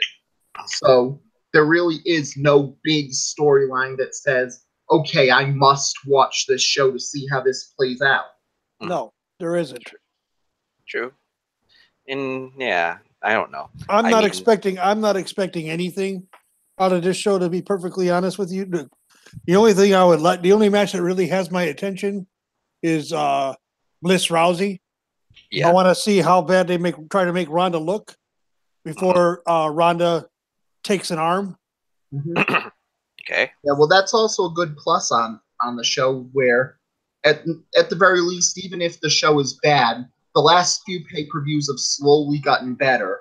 Rock Bottom seems to have been Backlash, which was Heroes of Wrestling bad, was WCW 2000 bad, but then every pay-per-view since then is slowly but incrementally got a little bit better and a little bit better. Yeah, basically WWE is trying to fix themselves, but at a slow pace, I guess. They're trying to fix themselves, but what they're doing is they're fixing themselves like they would fix their pets. Yeah. Anyway. Spaying and neutering, yes. Yep. Spaying and neutering, yes. Have your pets spayed and neutered. This is the public service announcement from Shooting Debris. Spay and neuter your pet. Come on down. This has been a the public next service contestant on this show is terrible. Debris is terrible. I mean, SummerSlam is terrible. All right. My biggest issue with SummerSlam is the fact that it's going to be at least 6 hours. Mm-hmm. It is. That's just way too damn long of a show. Yeah. And all of the pay-per-views have been on an average of 5 hours this year. And that's back to my other point about people say that, there's not enough time for people. Well, they already have too much time anyway. But with the too much time that they have, with the too much time they have, they didn't use it wisely, and the many times that they did, they wasted it. Too much time on my hands. Yeah, Vince was not in school that one day in kindergarten when they talked about using your time wisely. Time is gold. When if Vince had gone to the kindergarten that time and say that, listen to the teacher saying time is gold. Oh, time is gold. Then I must use time. Time is money. Time is money. And we money can is the root of all evil. Yeah, and Chris is going to buy a safe and drop it. Mm-hmm. Buy in the plane, buy in the safe, drop in the safe. Yeah. Who's going to be your bombardier for you, George? Yep. Come on. Don't get George caught up in your murder spree, Chris. Oh, he wants to be. He does. He probably. He's advocated for Vince to step away for 2 years there? Yeah. There's advocating for stepping away, and then there's advocating for murder. He's more along the lines of, why doesn't Vince already die? Yes. Hey. WWE might listen to this. Who cares? They might know. Who cares? Anywho. Great. This has been the last breakfast show. Ever. This has been the last breakfast show. Been nice meeting you guys. I didn't get any bacon. Wait, where's my bacon? If you guys haven't heard from me in about a week or a month, let's assume that I passed away because WWE Assassins has killed me. So I didn't do anything. But in any case, Senju was innocent. In any case, this has been the breakfast. We're missing the plugs there, buddy. No, hang on. Okay. I know the whole shtick. Okay, yeah, you do. That's right. I know the whole shtick. Well, you know what? Something we didn't do. What? 7 days ago. 7 days ago, actually, a week ago tomorrow, we lost a great wrestler in Jim the Anvil Neidhart. Well, in defense, that's fun because WWE didn't do much for it on Raw, so.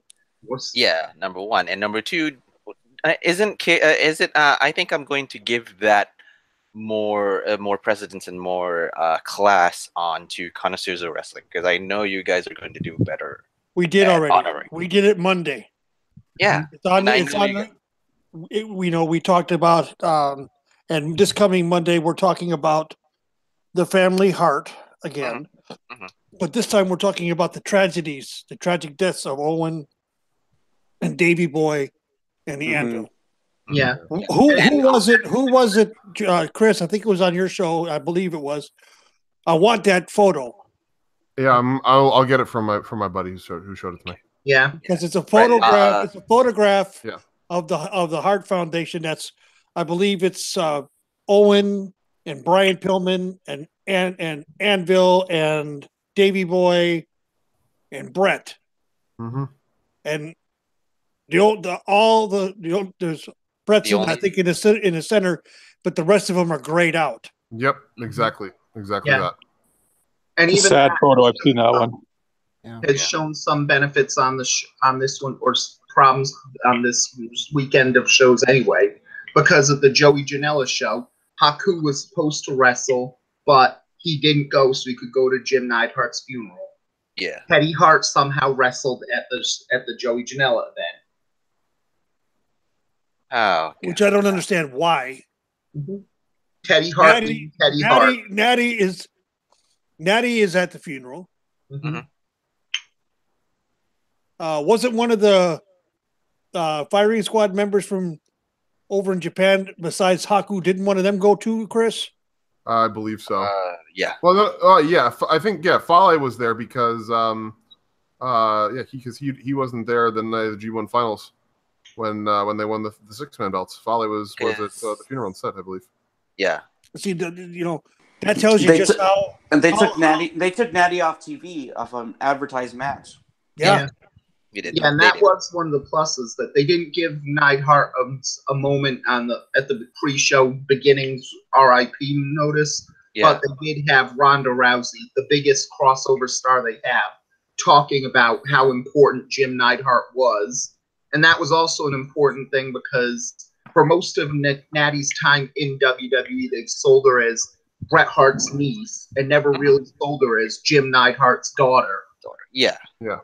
Because she's always billed as Natalia rather than Natalia Neidhart. So that's that thing in and all of itself. But as much stick that we can give WWE, at least there are plus points where when their long-serving employees pass away, they honor them with the same kind of honor that they can give. Yeah. Because everybody, even with questions, they're all risking their lives for our entertainment. So pretty much everybody deserves that. That they are. That they are. And again, like I said, I'd rather give those kind of things to honors of wrestling because I know in Takers, Legends Lovers, Biff when he comes back, and George's Capable Hands, they can treat it much, much better than I can. And to make a quick announcement, yes, it came out on Thursday night. Yeah. After a meeting with Legends Lover, myself, and Biff Kensington III, we have added a fourth person to the team on Connoisseurs of Wrestling. That is one George Curtin Jerker at Savez. Listen, I just want to make known right now. I found him first. I have proprietary ownership. You can't take him from me, Taker. I'm not taking him from you. He's mine, damn it. I'm not taking him from you. I'm borrowing him indefinitely. You both will have to settle this. Each of you grab one of his arms and tug like that. If George listens to this, or if George actually is live, he's going to. Oh no! What have I done? It's just a gag between Chris and I. Yeah. Chris knows I wasn't trying to steal. I'm not trying to steal them. Yeah. What do you mean he's your guys? They're just going to be mine anyway when I eventually start a soccer podcast. Oh boy! We'll settle this. We'll settle this off air. Yeah, okay? I appreciate you. I appreciate you, Chris, letting us use him. I really do. I know, absolutely. No, I wouldn't have it any other way. Because let's remember, the one who's going to be left out on all of this is Lolo Me. I don't know. You see, here's the thing, Senju. You and me will just start up our own video game show separately. Oh, there you go. I'm all for it. Yeah, there. Yeah, I'll take you and Senju and you, Taker, if you guys want to join the soccer show. Yeah. Taker's not good at I'm not very knowledgeable in soccer, so yeah. Well, it works on this one. I'm also negotiating with George about for next year, for next baseball season, to doing something about the Cubs because we're both diehard Cub fans. Nice. I like it. Okay. I like this collaboration for new projects. Senju, in Japan, is it soccer or football? It's soccer. It's soccer in Japan. Okay. Yep. Although I always say football because I'm trained under the EPL guidance, so there's that. Yeah. Always I just say soccer so people don't get confused about what I'm talking about. Sure. Okay. I'll try and fix the lingo on myself. Well, Sal. I could always bring up footy. This is Australian rules football. Yeah. Have you ever seen that? Have you ever seen that? Is that like rugby? It's soccer and rugby melded all together. It's insane. It's brutal. It's more brutal than rugby. Yes, it's more brutal than rugby.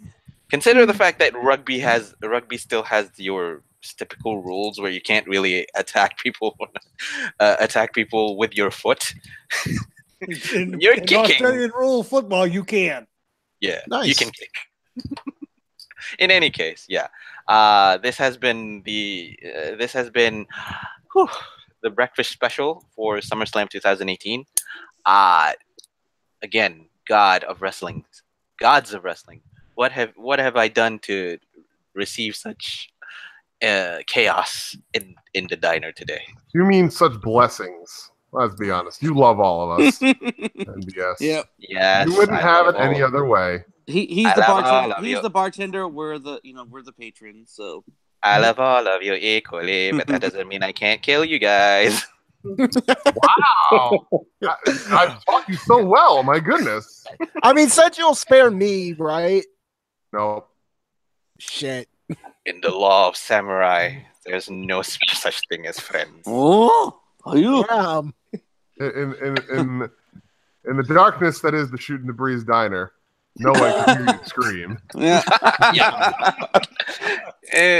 In any case, all jokes aside, for TakersMinion, I thank every single one of you guys for coming in. Hopefully not on short notice. I think all of you guys have been excellent. All of you guys have been awesome. And throughout the 1 year that we have gone through, all of you guys have been part of the show for one point or another. So again, just for coming back and recreating the breakfast special again, because it has been quite a while since our last breakfast special. So yes, it has. Yeah, it has been quite a while since our last. WrestleMania was the last one. I'm still waiting for my bacon. I'll cook you some bacon. All right. Bring it on. Bigger boy. Special bacon soup for you. Yeah. Bacon soup. Yes. In any case, I'll let you guys plug in on yourself, starting with Chris. Where can I find you? All right, guys. So if you are interested in some other weekday wrestling podcasting shenanigans, you can find myself and the good brother George on Two Guys One Sport, Thursday nights, 9 Eastern, 8 Central. We are on YouTube for the live stream, and we have an iTunes channel as well for the VOD, or I guess it would be AOD, audio on demand needs. Search us up on Twitter at Two Guys One Sport, number 2, number 1 in the handle. And am I allowed to plug anything else? Yeah, sure. Right. If you're looking for any sort of non-wrestling related content, you can also find me over at twitch.tv/crazychris576 5 nights a week with all your video game shenanigans. We've been doing a full playthrough right now of the StarCraft 2 story mode campaign. And coming up, once that is done, we will also be doing a blind playthrough of Fallout New Vegas. Wow. So that's my first time ever playing any Fallout game ever. So that'll be coming up probably within the next week or so. Again, once we've done with the StarCraft 2 This is the first time you're playing Fallout New Vegas? First time playing any Fallout game, period. Wow. So, okay. Yeah. It'll be interesting. So twitch.tv/crazychris576, twitter.com/crazychris576, twitter.com/2guys1sport. Again, number 2, number 1 in the handle. Please come by, check out the show, check out the channel, and thank you guys for being awesome. All right. Sal, where can I find you? You can find me on Twitter at Cusmano_Sal and at Cedar Bridge Media. I have a show called Match Fixing, which has been very irregular lately, especially. Check your local listings. Check your local Yeah. listings. I'm planning on getting back into the swing of things after SummerSlam. It's just I was thinking of doing it, then I had vacation, and after that, things got all out of whack because I didn't have Wi-Fi up there. I missed a whole week of wrestling, and I'm just like, I'm busy now. So, yeah. But no, I should be getting back into it after SummerSlam. So, yeah, you can find me there.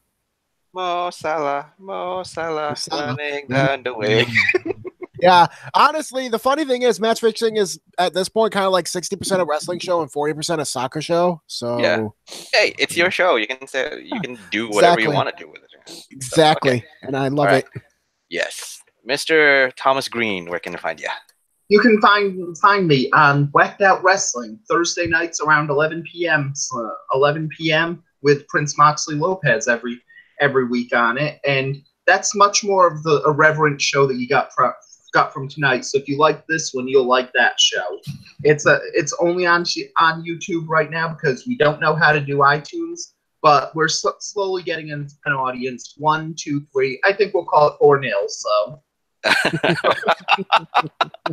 Oh my lord! Oh, the It's burns are coming back merciless in again. here. The burns are coming back again. But yeah, you can actually, Thomas, you can actually reach either us or either me or Chris for any hints, any tips on getting into iTunes. So, yeah, you can try. There are several options you can try. Either paid ones or free ones. You can take it. But in any case, okay, Jimmy, where can they find you? I am on the daily at Cage Size Seats. I'm OneWingedAngel, or the nightly as well. Or you can find me on Twitter at Angel Seth. That's Angel SEPH.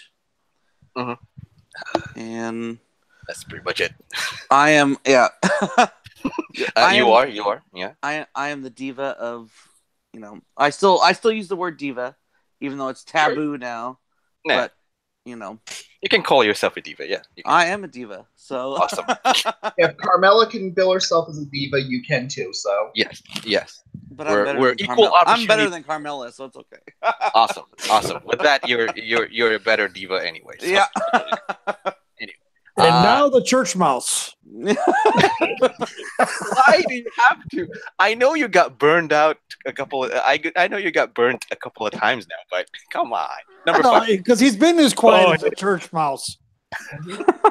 There's some good talking here, but you can find me mostly the daily on Cage Side, a couple of the other threads as well. Also on the Twitter at GWKlein75. And yeah. Awesome. All right, Taker. Before I take us away, Taker. Before I take us all off away, where can I find you, Taker? You can find me on Twitter at TakersMinion, of course. You can also find me on the daily, the nightly, and the threads. You can also find me now Monday nights at 8 Eastern, 7 Central. Yes, we're going head up against Raw. If you want alternate programming to Raw, if it's not your bag, you guys will probably get better ratings than Raw. Oh, Vince Russo, yeah. Come check out Connoisseurs of Wrestling. As was stated earlier, we're talking about the Hart Foundation and those that have left us from the Hart Foundation. Yep. All right. On Monday, that's what that show is about. And you can always find me here every Saturday morning. Normal time is 11 a.m. Eastern, 10 Central. This week was an hour early, and yet Chris was like, "Oh no, I have a couple more years." He had forgotten the breakfast shows are always an hour early. I didn't realize. Yeah, because like I said, it's been a while since we did a breakfast show. That's why. Yeah, I had forgotten it was a breakfast show, but that's okay. We made it work. We made it work. Yes, we did the thing. We succeeded in the thing. We did the thing. We the planned the thing. The next breakfast show will be in November for Survivor Series. Awesome. And then at the end of the year, we'll have our Golden Bullet Awards 2. Survivor Series. I will be there in Los Angeles, reporting live. Okay, you're already locked in. You're already locked in, Angel. You just volunteered. Okay, yeah. I'm okay with that. Reporting live from New Jersey. Reporting live, yeah. This is Christian Takanawa. No. least he's not going. At least he's not going. What's that phrase we were using before? Senju. Hososeki. Yeah, at least he's not going to be going Hososeki. That's the interview. Yeah. Interview. Oh no. Oh my goodness. And Sal knows that statement, don't you, Sal? You've heard that more than once. Say again. Hososeki. Yeah. Interview. Anyway, Taker, is that all of your plugs? That's it. All right. King of Hakua. Where can they find you, MDS? They can find me on the Twitter at MDS, at Mr. Dr. Senju. Here's when my tongue stops working, at MRDR Senju. You can also catch me on the daily as well as the nightly on Cage Side Seats. I make my triumphant return a couple of days now, so somehow it's triumphant, but I'm just happy. We had a wild MDS sighting last night. Just because I made an appearance doesn't mean you get to complain. It was too hot for TV. Yeah. It was too hot for TV.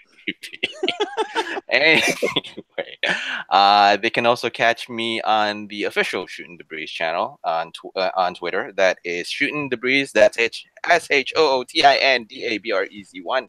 Because some bitch still keeps shooting the breeze. I don't know how.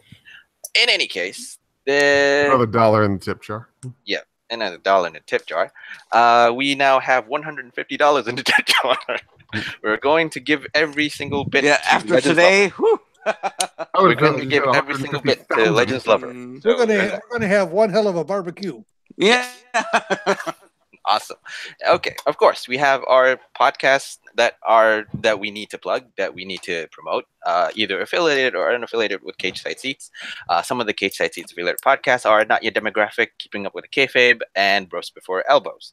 Of course, those are the affiliated podcasts. The unaffiliated podcasts that are associated or slightly associated with the banner of the Lost and Go But Unreleased podcast.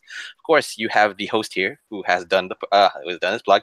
But again, Two Guys One Sport with Chris Colgan and George at Please catch their episode because they feature Sal this week.